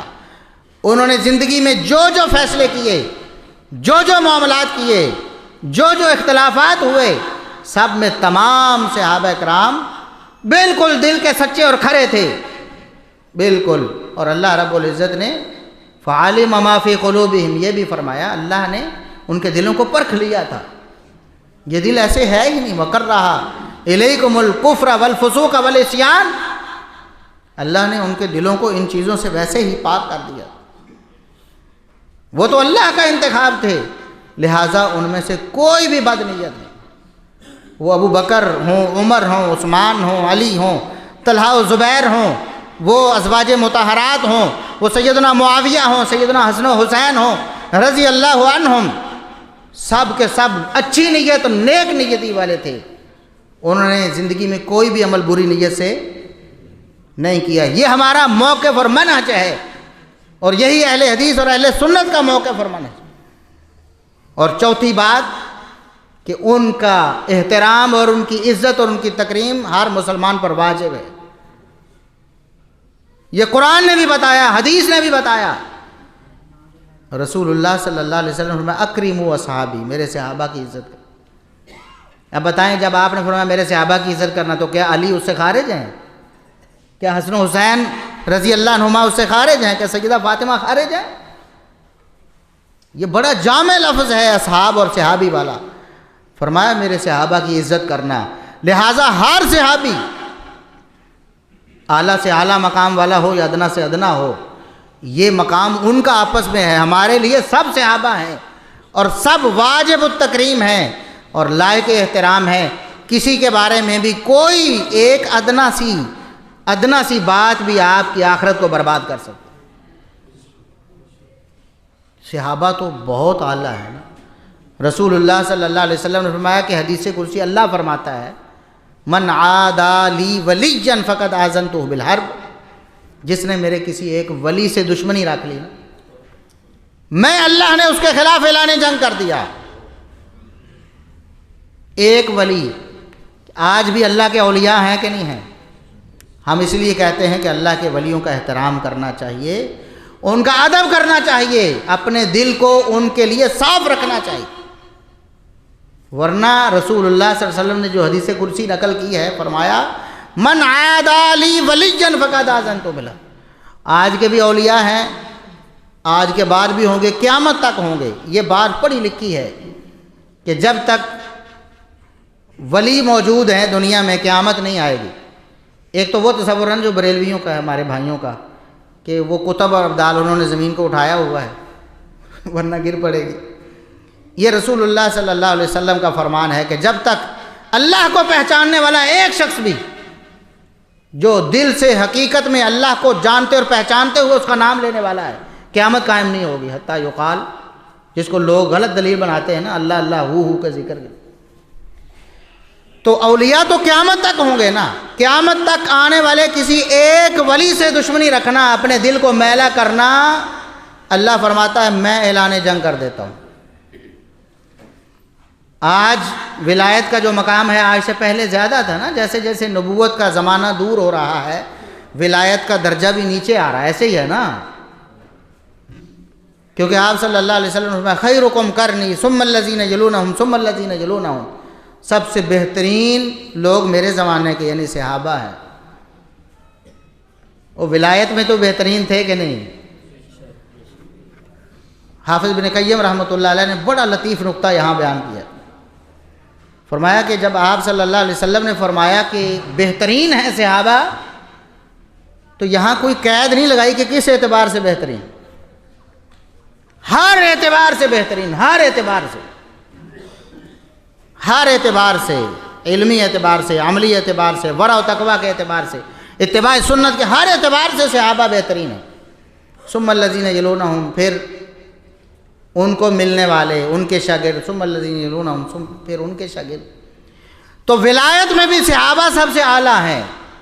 آج کے ولی اور قیامت تک آنے والے ولی کی اگر گستاخی اور اس کے بارے میں دل کی میل آپ کو اللہ کا دشمن بنا دیتی ہے اور اللہ کو آپ کا دشمن بنا دیتی ہے، تو صحابہ کرام کی عزت نہ کرنا یا ان کے بارے میں دل میں میل رکھنا، اہل بیت کے بارے میں دل میں میل رکھنا آپ کی آخرت کو برباد کرنے کے لیے کافی ہے۔ اس لیے یہ نقطہ اہل سنت کا بنیادی نقطہ ہے کہ تمام صحابہ و اہل بیت سب کے سب واجب التکریم ہیں، واجب الاحترام ہے، سب کا احترام ہی احترام کرنا ہے، کبھی کسی کے بارے میں ادنا سی بات بھی نہیں کرنی۔ یہ جو لا تسبوا اصحابی، آپ صلی اللہ علیہ وسلم نے میرے صحابہ کو برا نہ کہو۔ اب برا کہنا یہ نہیں کہ ماں بہن کی گالیاں نہیں دینی، ویسے آپ ان کو کہتے رہو وہ فلاں نے یہ کیوں کر دیا جی، فلاں نے وہ کیوں کر دیا، یہ بھی تو برا کہنا ہے۔ اپنے باپ کے بارے میں نہیں کہتے ہو، اپنے مرشد کے بارے میں، اپنے پیر صاحب کے بارے میں نہیں کہتے ہو اس طرح۔ پوچھو نا ان سے، تمہارا جو پیر ہے اس کے بارے میں یہ کہتے ہو فلاں موقع پر اس نے کر دیا، انہوں کی حق بندہ سینج کروں، یہ گستاخی شمار ہوگی نا۔ حالانکہ ان کا پیر کیا پتہ نہیں اللہ کے ہاں اس کا کیا مقام مرتبہ ہے، اللہ کو پسند بھی ہے کہ نہیں، اس کے بارے میں ایسا کہنا گستاخی سمجھتا ہے۔ اپنے کسی مفکر، اپنے کسی مفسر، اپنے کسی پسندیدہ عالم کو ایسا کہنا برا سمجھتا ہے، لیکن صحابہ کے بارے میں یہ کہنا اپنا حق سمجھتا ہے۔ فلاں نے یہ کر دیا، فلاں نے وہ کر دیا، فلاں نے ظلم کر دیا، فلاں نے ستم کر دیا، یہ کہنا اپنا حق سمجھتا ہے۔ اہل سنت ایسی سوچ اور فکر سے بری ہے۔ کسی صحابی کے بارے میں ادنا سی بات بھی نہیں کرنی۔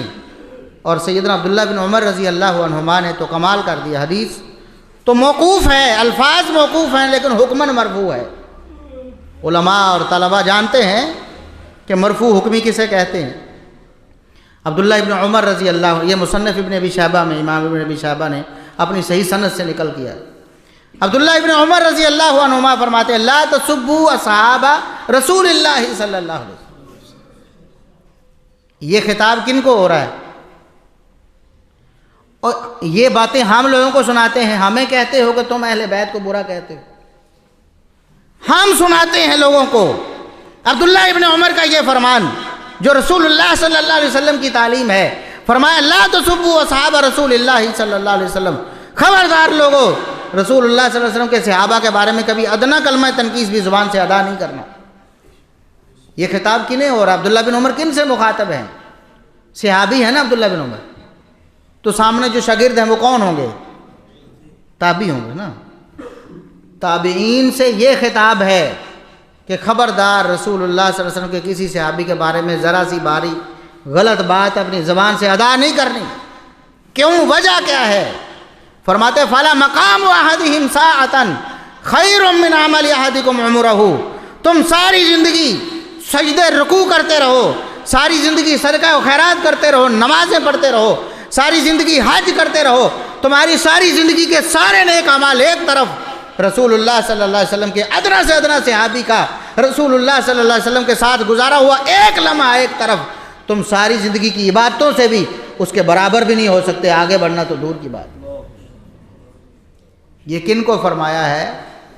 جو تابعین ہیں، جو صحابہ کے بعد دوسرے مقام پر ساری امت سے اعلیٰ اور افضل ہیں، ان کو فرمایا ہے کہ خبردار تمہاری زبان سے بھی صحابہ کرام کے بارے میں ذرا سی بات بھی نہ نکل جائے، اگر نکلے گی تو تمہاری آخرت برباد ہو جائے گی، تم اپنے آپ کو جنت کے راستے سے ہٹا لو گے۔ کہاں وہ ہستیاں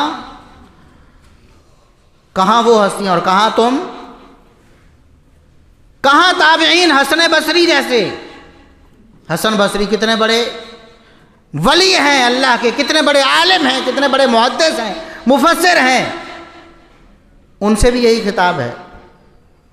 کتنے جلیل القدر تابعین ہیں، صحابہ کرام کے شاگرد، ان سب سے یہ خطاب ہے کہ اگر رسول اللہ صلی اللہ علیہ وسلم کے صحابہ کے بارے میں ذرا سی بھی اپنی زبان کو غلط حرکت دے دی تو تمہارا انجام اچھا نہیں ہو، تمہارا ان سے کوئی مقابلہ بنتا ہی نہیں۔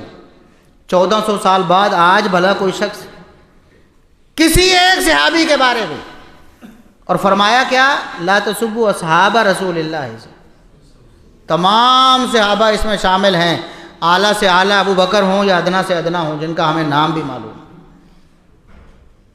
ادنا سے ادنا صحابی کے بارے میں بھی اگر زبان آپ کی غلط ہو گئی، نازیبا لفظ نکل گیا تو آپ کی آخرت برباد کرنے کے لیے کافی ہے۔ اللہ رب العزت فرماتا میں اعلان جنگ کر دوں۔ ہمیں کہتے ہو کہ ہم صحابہ کے یا اہل بیت کی گستاخیاں کرتے ہیں، نعوذ باللہ ثم نعوذ باللہ، یہ ہمارا عقیدہ اور منہج ہے۔ جب ہم اپنے عقیدے اور منہج سے ہٹ جائیں گے تو پھر ہم اہل حدیث نہیں ہوں گے۔ خدا نہ کرے، اللہ نہ کرے ایسا وقت آئے، اور انشاءاللہ ایسا وقت نہیں آئے گا۔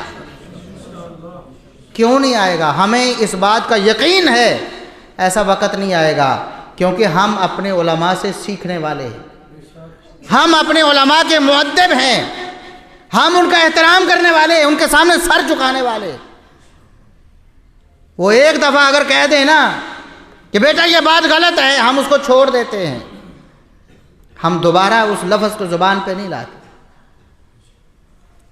کئی دفعہ ایسے ہوا، بزرگوں نے بتایا ایسے کرو، ہم نے کر دیا۔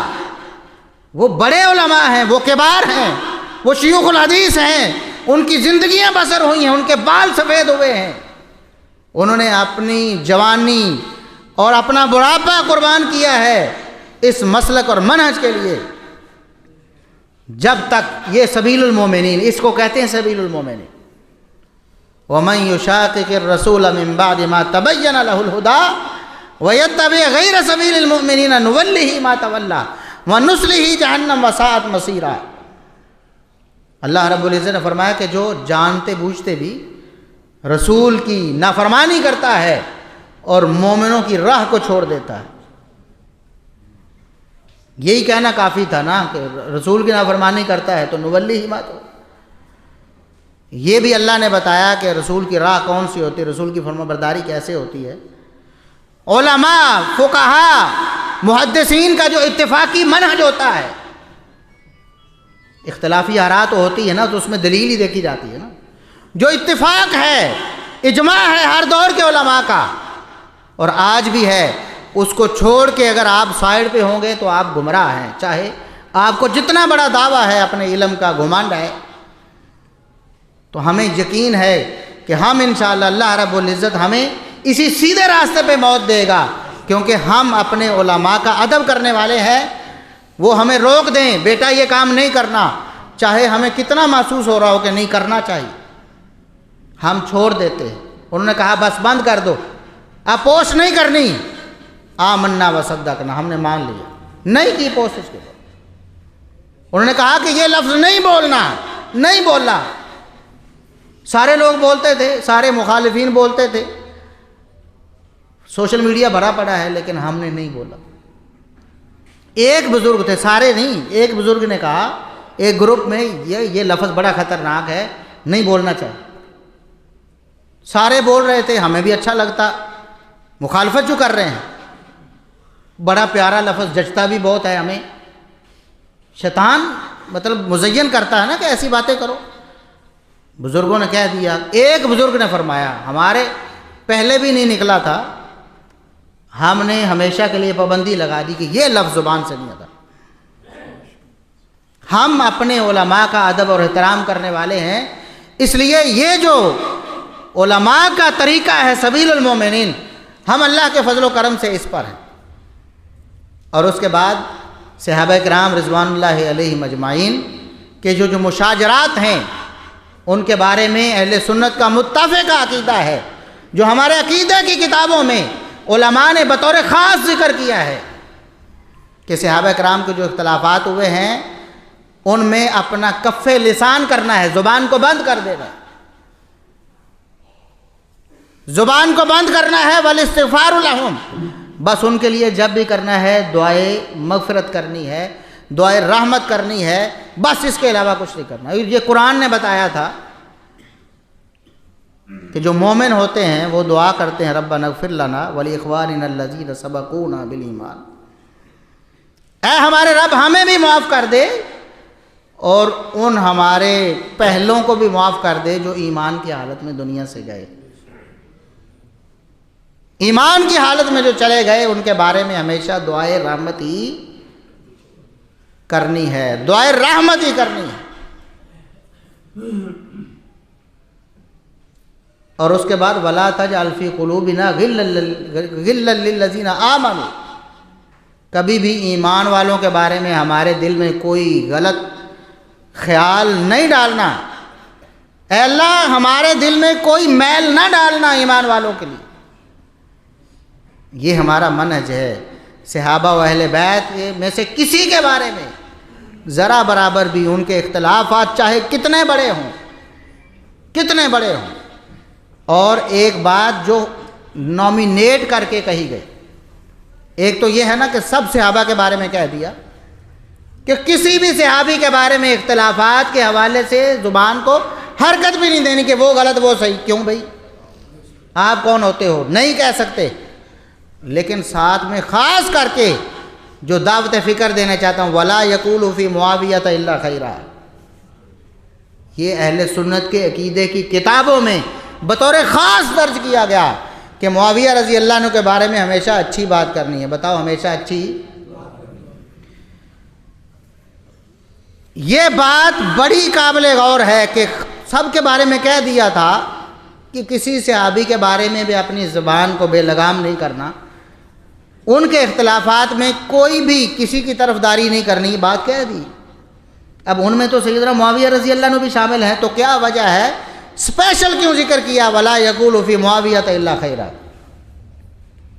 کہ معاویہ رضی اللہ عنہ کے بارے میں ہمیشہ خیر ہی خیر کہنے, اس لیے کہ عام لوگوں کی زبان یہیں سے پھسلنا شروع ہوتی.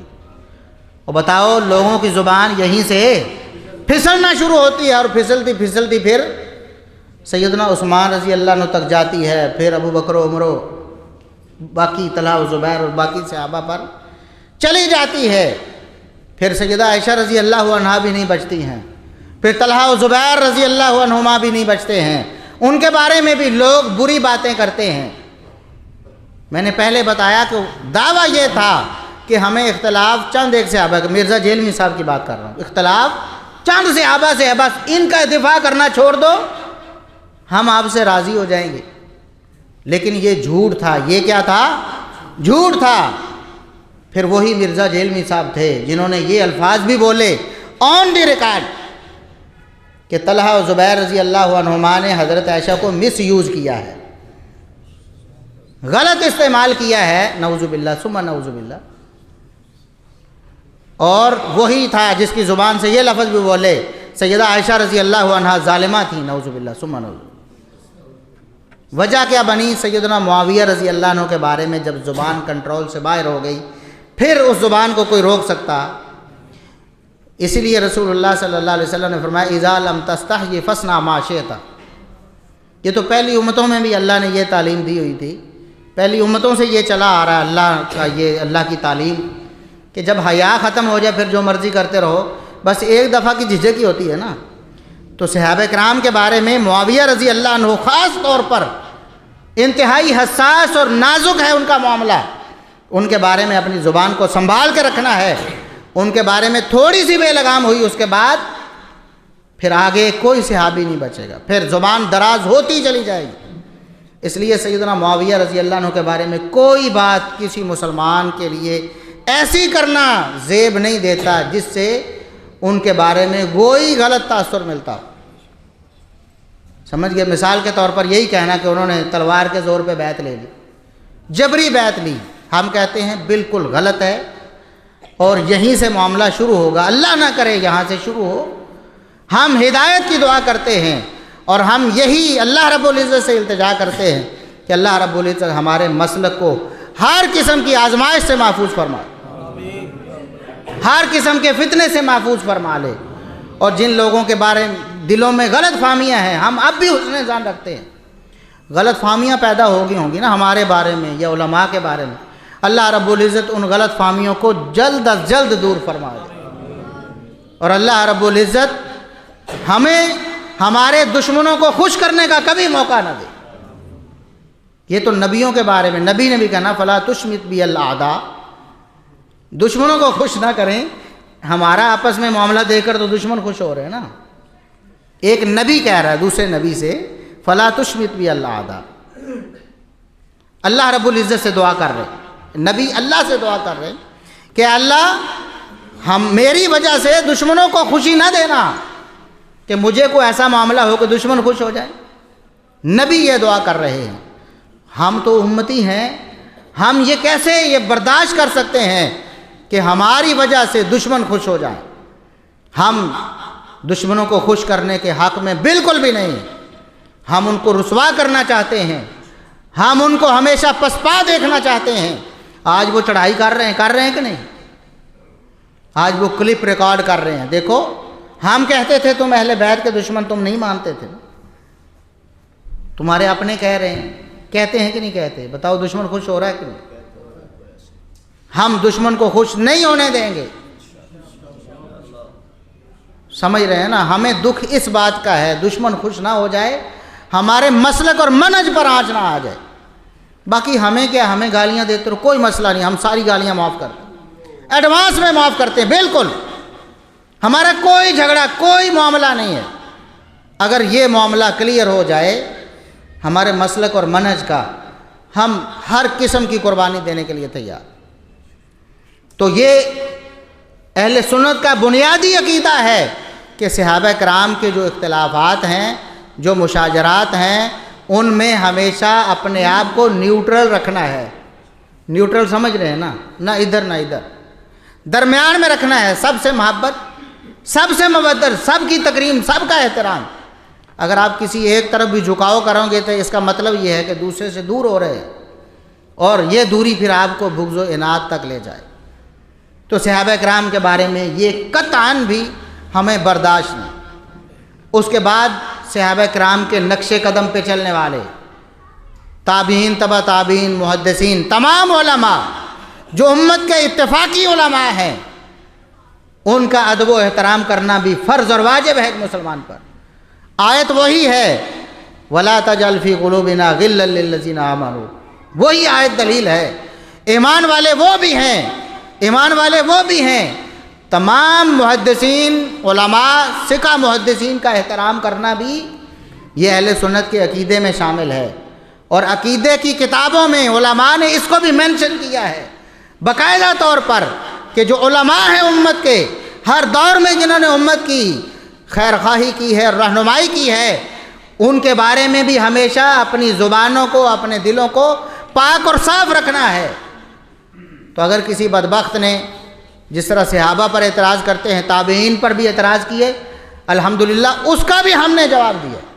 جیسے محمد بن سیرین تابعی رحمۃ اللہ علیہ کے حوالے سے جیلم کے مرزا صاحب نے نعوذ باللہ ثم نعوذ باللہ ان کو کتاب و سنت کا دشمن ثابت کرنے کی کوشش، اس کا بھی جواب ہم نے دیا اللہ کے فضل و کرم سے، اور اس کا جھوٹ لوگوں کے سامنے پیش کیا کہ یہ تو تابعین ہیں، خیر الامت ہیں بعد اصحاب رسول اللہ صلی اللہ علیہ وسلم، ان کے بارے میں کیسے یہ سوچا جا سکتا ہے۔ پھر ابراہیم نقی رحمۃ اللہ علیہ کے بارے میں بھی ان لوگوں نے اپنی زبانوں کو دراز کیا، کہا کہ ان میں اہل بیت کا بغض آ گیا تھا۔ کیوں بھلا؟ اب اہل بیت کا بغض کہتے ہیں، میں نے شروع میں بتایا ہے کہ جو ان کا نظریہ ہے نا، اس سے جو بھی ہٹے گا وہ اہل بیت کا بغض۔ پہلے بڑی تعریفیں کی جیلمی صاحب نے کہ ابراہیم نقی رحمۃ اللہ علیہ بہت بڑے تابعی ہیں، بہت بڑے عالم ہیں، بہت بڑی ہستی ہیں۔ واقعی ہیں؟ کیوں جی، کیا ہوا؟ انہوں نے فرمایا کہ قیامت کے دن اگر میں خدا نخواستہ دنیا میں قاتلین حسین میں شامل ہوتا، سیدنا حسین رضی اللہ عنہ کو شہید کرنے والے ظالموں میں شامل ہوتا، اور پھر قیامت کے دن اللہ مجھے جنت میں بھی داخل کر دیتا، تو میں شرمندگی سے رسول اللہ صلی اللہ علیہ وسلم کو منہ نہ دکھا پاتا۔ واقعی بہت اچھی بات ہے، ہمارا بھی یہی نظریہ ہے کہ سیدنا حسین رضی اللہ عنہ کے جو قاتل ہیں وہ ظالم ہیں، خارجی ہیں، باغی ہیں، ان پر اللہ کی، فرشتوں کی، تمام انسانوں کی لعنت ہے۔ سمجھ گئے کہ نہیں؟ لیکن کسی کو جھوٹ بول کر ملوث کرنا بھی جائز ہے، یہ ہم کہتے ہیں۔ جو ہیں وہ اہل عراق ہیں، صحابہ نے بھی بتایا، عبداللہ ابن عمر نے بتایا رضی اللہ عنہ، صحیح بخاری میں سیدہ ام سلمہ رضی اللہ عنہ ام المومنین، مسند احمد میں صحیح حدیث ہے، وہ فرماتی ہیں کہ اللہ رب العزت اہل عراق کو، یعنی کوفیوں کو تباہ و برباد کرے، انہوں نے نواسہ رسول کو دھوکہ دیا، پھر شہید کر دی۔ ان پر اللہ کی کروڑ ہاں لعنتیں ہوں جو قاتل ہیں۔ اور یہی بات ابراہیم نقی رحمۃ اللہ علیہ نے اپنے جذبات کا اظہار کیا کہ خدا نہ خواستہ اگر میں قاتلوں میں ہوتا، جنت میں بھی چلا جاتا، تو کس منہ سے رسول اللہ صلی اللہ علیہ وسلم کا سامنا کرتا کہ آپ کے پھول کو مسل کے آئے ہو؟ پھول تھے نا حسین رضی اللہ عنہ رسول اللہ صلی اللہ علیہ وسلم کے۔ تو کہتے ہیں بڑی واہ واہ کی، واقعی کرنی چاہیے تھی۔ یہ ابراہیم نقی رحمۃ اللہ علیہ کی بڑی شان ہے کہ انہوں نے ایسی بات کی۔ لیکن جب ابراہیم نقی رحمۃ اللہ علیہ نے کہا کہ اول من اسلم ابو بکر، کہ سب سے پہلے مسلمان ہونے والے ابو بکر ہیں، تو دشمن بن گئے، فوراً بازی الٹ دی، کہا کہ یہ اہل بیت کا بغض بنو امیہ نے ان کے دل میں بھر دیا تھا۔ ہم نے اس وقت بھی دفاع کیا، تابعین کا بھی دفاع کیا، ہم نے کہا ابراہیم نقی تابعی ہیں، بہت بڑے اللہ کے ولی ہیں، کتاب و سنت کے متبع ہیں، ان کے بارے میں یہ تاثر دینا کہ اہل بیت کا بغض ان کے دل میں آ گیا تھا، ہم قطعاً برداشت نہیں کر سکتے۔ پھر آگے چل کے آئے محدثین کرام، ان کے بارے میں بھی جب زبان درازی ہوئی، کہا گیا کہ امام ترمذی بھی نعوذ باللہ اہل بیت سے بغض رکھتے تھے، ناسبی تھے، فرقہ واریت کی بیماری میں مبتلا تھے، نعوذ باللہ ثم نعوذ باللہ۔ یہ مرزا جیلمی صاحب نے کہا۔ کس نے دفاع کیا؟ اللہ کے فضل و کرم سے، اپنے بزرگوں کی دعاؤں سے ہم نے دفاع کیا۔ ہم نے بتایا کہ امام ترمذی رحمۃ اللہ علیہ پر یہ جھوٹا الزام ہے۔ پھر اسی طرح امام احمد بن حنبل رحمۃ اللہ علیہ کے بارے میں زبان درازی کی کہ انہوں نے مشاجرات پر بولنے سے روکا ہے، تو انجینئر صاحب نے بہت بری، جہاں یہاں ممبر پہ تو وہ زبان الفاظ ادا ہی نہیں ہو سکتے۔ امام احمد بن حنبل کا تذکرہ کر کے کہتا ہے، اب کیا کہوں کہ یہ کہتے ہیں جی چیک کرو یہ مسلمان بھی ہیں کہ نہیں۔ جو لوگ کہتے ہیں نا صحابہ کے بارے میں کچھ نہ کرو، زبان بند رکھو، ان کو چیک کرو کہ مسلمان بھی ہیں کہ نہیں۔ نعوذ باللہ ثم ہم نے دفاع کیا اللہ کے فضل و کرم سے، امام احمد بن حنبل رحمۃ اللہ علیہ کا بھی دفاع کیا۔ تو یہ ہمارا منہج ہے اہل سنت کا کہ علماء اہل سنت جو ہیں، متفقن علیہ جو شخصیات ہیں امت کی، یہ اولیاء اللہ ہیں، ان کا دفاع کرنا بھی ہمارے اوپر فرض ہے، اور ہم ان کا دفاع کرتے ہیں اللہ کے فضل و کرم سے۔ اسی سلسلے کی یہ کڑی تھی کہ علماء اہل حدیث جو آج کے موجودہ علماء یا قریب میں فوت ہونے والے وہ علماء ہیں، ان کے بارے میں اگر کوئی کہتا ہے تو پھر ہمیں جوش آتا ہے، اور یہ ہماری ایمانی غیرت ہے کہ ہم کہتے ہیں کہ جھوٹ ہے ان پر کہ ان کے بارے میں کہا جائے کہ وہ نعوذ باللہ سیدنا علی رضی اللہ عنہ کی گستاخی کرتے تھے یا ان پر طعن زنی کرتے تھے، نعوذ باللہ ثم نعوذ باللہ۔ ہم اسی نظریے کے تحت صحابہ، تابعین، تبع تابعین، ائمہ دین اور آج کے علماء امت جو علماء حق ہیں، اور بتائیں کہ اگر علماء اہل حدیث ہی علماء حق ہیں نا، اگر یہ ناسبی ہو جائے نعوذ باللہ، تو پھر بتائیں حق کہاں ہے؟ یہی ایک گروہ ہے جس کو طائفہ منصورہ کہا گیا۔ اللہ کے رسول صلی اللہ علیہ وسلم نے فرمایا میری امت کا ایک گروہ ہمیشہ حق پر قائم رہے گا، لا یضرہم من خذلہم، ان کو چھوڑ کے جانے والے ان کا کوئی نقصان نہیں کر سکتے، جو ان کے راستے کو چھوڑے گا اپنا ہی نقصان کرے گا، ان کے دشمن کبھی ان کو زیر نہیں کر سکتے، قیامت قائم ہو جائے گی، یہ گروہ اللہ رب العزت کی توفیق سے ہمیشہ حق پر قائم رہے گا۔ ہمارا یہ دعویٰ ہے نا کہ اہل السنہ اہل الحدیث وہی طائفہ منصورہ ہے۔ یہ کیسی طائفہ منصورہ ہوگی؟ پھر اس طائفہ منصورہ کی شکل کیسی ہوگی جس میں ناسبی گھسے ہوئے ہوں؟ کہتے جی ناسبی ہیں، پھر طائفہ منصورہ کون سی ہے؟ ہمیں اس لیے غصہ آتا ہے، ہم اس لیے بولتے ہیں۔ یہ ہمارا منہج ہے، اور میں نے بتایا اہل سنت کا منہج ہے۔ علماء نے بھی، بڑے بڑے ائمہ نے کتابیں لکھی ہیں، پرانے جو بزرگ تھے جن پر تہمتیں اور الزامات لگائے گئے ان کے دفاع میں انہوں نے کتابیں لکھی ہیں، ان کے فضائل و مناقب پہ کتابیں لکھی ہیں۔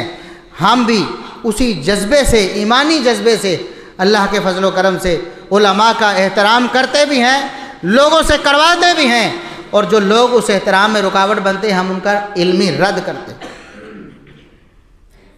تو یہ صحابہ کرام کے بارے میں بھی، تابعین اعظام کے بارے میں بھی، تبع تابعین، ائمہ محدثین کے بارے میں، اور ہر دور کے علماء حق کے بارے میں یہ اہل سنت کا فریضہ ہے بعد میں آنے والوں کا کہ وہ ان کا دفاع کریں۔ دیکھیں، میں نے خود اپنے کانوں سے سنا ہے، اپنی آنکھوں سے دیکھا ہے، لوگ علماء اہل حدیث سے متنفر ہوئے اس معاملے میں۔ میں یہاں ممبر پہ بیٹھ کے اللہ کی قسم اٹھا کے کہتا ہوں، حالانکہ ہم نے گالی تو نہیں دی نا، برا بھلا نہیں کہا، کسی کو للکارا نہیں جا کر کے باہر نکلو ہم آئے ہیں، نہیں کہا نا۔ کیا وجہ بنی؟ ہمارا درد دل کیا ہے؟ اللہ کی قسم اس لڑکے کو میں خود جانتا ہوں، ایک عرصے سے میرے ساتھ اس کا رابطہ تھا۔ یہ جو حالیہ مسئلہ بنا، اس کا جھکاؤ اس طرف ہو گیا، خود اس نے مجھے کہا کہ علماء اہل حدیث واقعی ناسبی ہیں۔ اب بتائیں ایسا شخص کہ اہل حدیث رہے گا؟ جو نوجوان اہل حدیث تھا اور اس نے اس بات کو مان لیا کہ علماء اہل حدیث ناسبی ہیں، مجھے بتائیں کہ وہ جہلمی بنے گا کہ نہیں بنے گا؟ وہ جھالوی بنے گا کہ نہیں بنے گا؟ وہ حق سے منحرف ہوگا کہ نہیں ہوگا؟ بتاؤ اس کا جرم کس کے سر جائے گا؟ ہم یہ کہتے ہیں اگر ہم نے لوگوں کو نہ بتایا کہ علماء اہل حدیث اللہ کے فضل و کرم سے اہل بیت کے بھی قدردان ہیں اور صحابہ کے بھی قدردان ہیں، تاریخ ہمیں معاف نہیں کرے گی۔ ہم نے مرزا جہلمی کو ایک عرصہ تک چھوٹ دیے رکھی نا، کسی نے مقابلہ نہیں کیا۔ ضرور علماء کہتے تھے کہ ہو سکتا ہے خود ہی ختم ہو جائے فتنہ، یہ بھی ایک رائے تھی، سوچ تھی، لیکن جب کچھ سال گزر گئے اس کے بعد کیا ہوا؟ نوجوان دھڑا دھڑ اس فتنے کا شکار ہوتا۔ اس کی بھی دعوت یہ تھی کہ علماء اہل حدیث ناسبی ہیں، یہی دعوت۔ اللہ کی قسم اس ایک لفظ نے نوجوانوں کو برباد کیا ہے۔ اس کی باتوں میں آ گئے اور یہ بات مان لی واقعی علماء اہل حدیثوں میں ناسبیت ہے، علماء اہل حدیث میں۔ اس کے بعد بتاؤ کہ علماء اہل حدیث کی راہ پہ چلے گا جو شخص سمجھ لے گا کہ یہ اہل بیت کا دشمن ہے؟ نہیں نا، یہ ہمارا درد دل ہے۔ ہم نے اپنی آنکھوں سے اور کانوں سے دیکھ سن لیا ہے کہ لوگ منحرف ہو رہے ہیں منہج اہل حدیث سے، اس بات کی وجہ سے کہ علماء اہل حدیث ایسے ہیں۔ ہمیں صرف یہ مسئلہ ہے، ہمارا کسی سے کوئی ذاتی اناد اور کوئی بغض نہیں ہے، اللہ کے فضل و کرم سے۔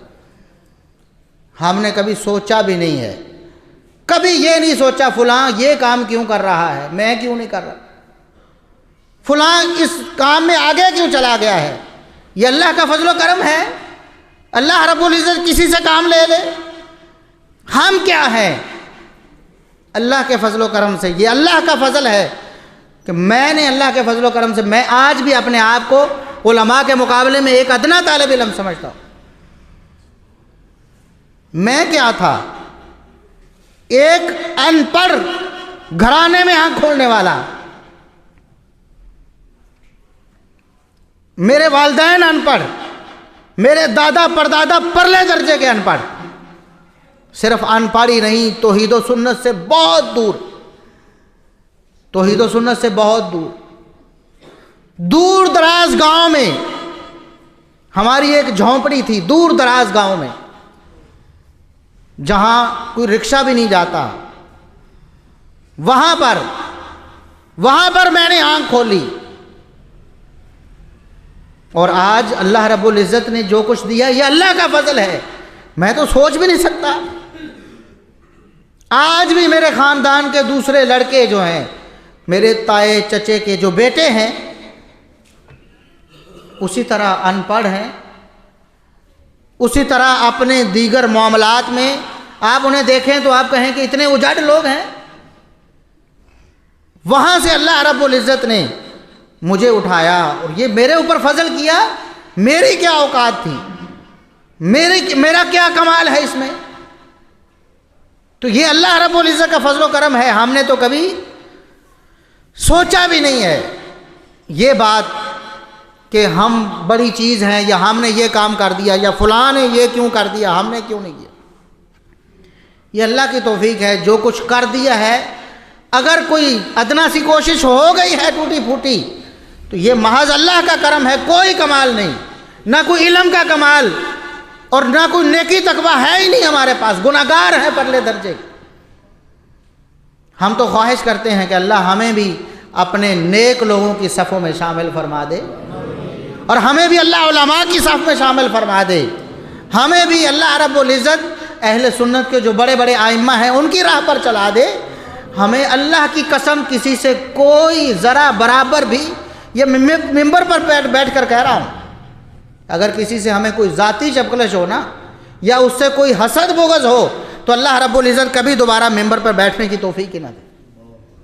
کوئی حسد بغض نہیں، صرف یہ درد دل ہے، یہ تڑپ ہے، صرف یہ تڑپ ہے، اس کے علاوہ کچھ نہیں ہے۔ آج بھی ہم یہ مسئلہ حل ہو جائے، ہم سینے سے لگانے کو تیار، آج صلح ہو جائے مثال کے طور پر، تو بتائیں کہ ہمارا جو اگر حسد بغض ہو تو وہ ختم ہو جائے گا؟ وہ تو حسد بغض تو کسی کی نعمت چھننے کے لیے ہوتا ہے نا، اس کی نعمت چھن جائے، میرے پاس نہ بھی آئے تو کم از کم اس سے چھن جائے، اس لیے ہوتا ہے نا۔ ہم کہتے ہیں آج ہی ہم سب کچھ قربان کرنے کے لیے تیار، اپنی عزت بھی قربان کرنے کے لیے تیار ہیں، ہمیں کسی سے کیا مسئلہ ہے؟ صرف یہ مسئلہ ہے کہ ہم صحابہ، تابعین، تبع تابعین اور ائمہ دین ان کی ناموس کا دفاع کرنا چاہتے ہیں۔ یہ اللہ کے اولیاء ہیں اور ان اولیاء کی دشمنی اللہ رب العزت کا اعلان جنگ ہے، اور کوئی مسلمان قطعاً ایسی سرگرمی میں ملوث نہ ہو۔ جب ہم نوجوانوں کو دیکھتے ہیں، نوجوان سوشل میڈیا پہ بہت بڑے بڑے اعتراضات لے کے آتے ہیں، اللہ کے فضل و کرم سے بے شمار نوجوان ایسے ہیں، یہ میں تحدیث نعمت کے طور پر بات کر رہا ہوں، میں پہلے بتاتا ہوں میرا اس میں 1% بھی کمال نہیں، ایک ذرہ برابر بھی کمال نہیں۔ بہت سے نوجوان ایسے تھے جو اہل حدیث تھے، وہ بھی چلے گئے، مرزا جیلمی صاحب کی باتوں سے متاثر ہوئے۔ ایک بڑی تعداد دیوبندی اور بریلوی نوجوانوں کی تھی، بڑی اچھی خاصی تعداد، جنہوں نے انجینئر صاحب کی باتوں میں آ کر بریلویت اور دیوبندیت چھوڑی اور رافضیت میں چلے گئے۔ اللہ کے فضل و کرم سے ہم نے جب دلائل سے بات کی تو وہ مرزا جیلمی پر لعنت بھیج کے واپس مسلک اہل حدیث میں آ گئے۔ اللہ کے فضل و کرم، یہ صرف اللہ کا فضل و کرم ہے۔ اور آج بھی اللہ کی توفیق سے بہت سے نوجوان ایسے ہیں جو بریلوی ہیں، اب بھی بریلوی ہیں، دیوبندی ہیں، ڈنکے کی چوٹ ہمیں بتاتے ہیں حافظ صاحب میرا تعلق مسلک دیوبند سے ہے، لیکن میں یہ صحابہ کرام کے بارے میں جو اعتراضات ہوتے ہیں، جو روایات روافض پیش کرتے ہیں، آپ سے رابطہ کرتا ہوں کہ ہمارے علماء اس کا جواب نہیں دے سکتے، آپ دے سکتے ہیں۔ اللہ کے فضل و کرم سے یہ ہمارا کوئی کمال نہیں، اس میں ہمیں تو فرصت ہی نہیں ہوتی۔ لوگ میسج کرتے کہتے ہیں جی واٹس ایپ پہ آپ میسج نہیں دیکھتے، بلا مبالغہ ہزاروں میسج روزانہ آتے ہیں، جن میں اکثر میسج انہی چیزوں کے متعلقہ ہوتے ہیں، ہم ان کو ہی نہیں دیکھ پاتے، وقت نہیں ملتا اپنے گھر کے کاموں کے لیے۔ ہم بھلا یہ سوچنے بیٹھ جائیں گے کہ فلاں کیوں کر رہا ہے اور ہم اس کے پیچھے پڑ جائیں اور اس کی دشمنی شروع کر دیں یا اس کو ڈی گریڈ کریں۔ اللہ جانتا ہے، اللہ شاہد ہے، کوئی ایسا مسئلہ نہیں ہے۔ ہم سب، آپ سب کو گواہ بنا کر کہتے ہیں، آپ سب گواہ ہیں، اللہ شاہد ہے اس بات پہ، ہماری کسی سے کوئی ذاتی دشمنی، کوئی ذاتی رنجش قطعاً نہیں ہے۔ بالکل کبھی ذہن میں یہ بات نہیں آئی کہ فلاں یہ کر رہا ہے تو ہم اس کے دشمن بن جائیں، فلاں سے مخالفت مول لے لیں۔ اس لیے ہماری جو تڑپ ہے، طلب ہے، ہماری جو دعوت فکر ہے، اس پہ غور کریں۔ ہمارے بزرگ فرما رہے تھے کہ اگر کوئی آئے گا اٹھ کے ایسا کرنے کے لیے تو ہم اٹھا کر بڑے پیار سے باہر لے جائیں گے۔ میں نے تو کہنا یہ تھا کہ اس بھائی کو اٹھا کر یہاں میرے پاس لائے، میں اس کا ماتھا چوموں گا، جو ہم سے اختلاف کرنے کے لیے اٹھے گا اور کہے گا ہمیں آپ سے اختلاف ہے، ہم اللہ کے فضل و کرم سے دلائل سے اس کو مطمئن بھی کریں گے، اس پر راضی بھی ہوں گے۔ کم از کم اس نے جرت تو کی ہے نا پوچھنے کی، پوچھا تو ہے، اسی لیے پوچھا ہے کہ اس کے دل میں یہ بات آئی، مجھے تحقیق کرنی چاہیے۔ تو اللہ رب العزت ہمیں ہمیشہ اپنے اسی سچے دین پہ قائم رکھے۔ اللہ رب العزت جب تک زندگی ہے پوری زندگی صحابہ و اہل بیت کی محبت پہ زندہ رکھے۔ اللہ رب العزت جب موت دے صحابہ و اہل بیت کی محبت پہ شہادت کی موت دے، اور اللہ رب العزت ہمارا حشر صحابہ و اہل بیت کے ساتھ کرے، جنت میں ہمیں نبی کریم صلی اللہ علیہ وسلم اور آپ کے صحابہ و اہل بیت کا پڑوس نصیب فرمائے۔ سبحان ربک رب العزت عما یصفون وسلام علی المرسلین والحمد للہ رب العالمین۔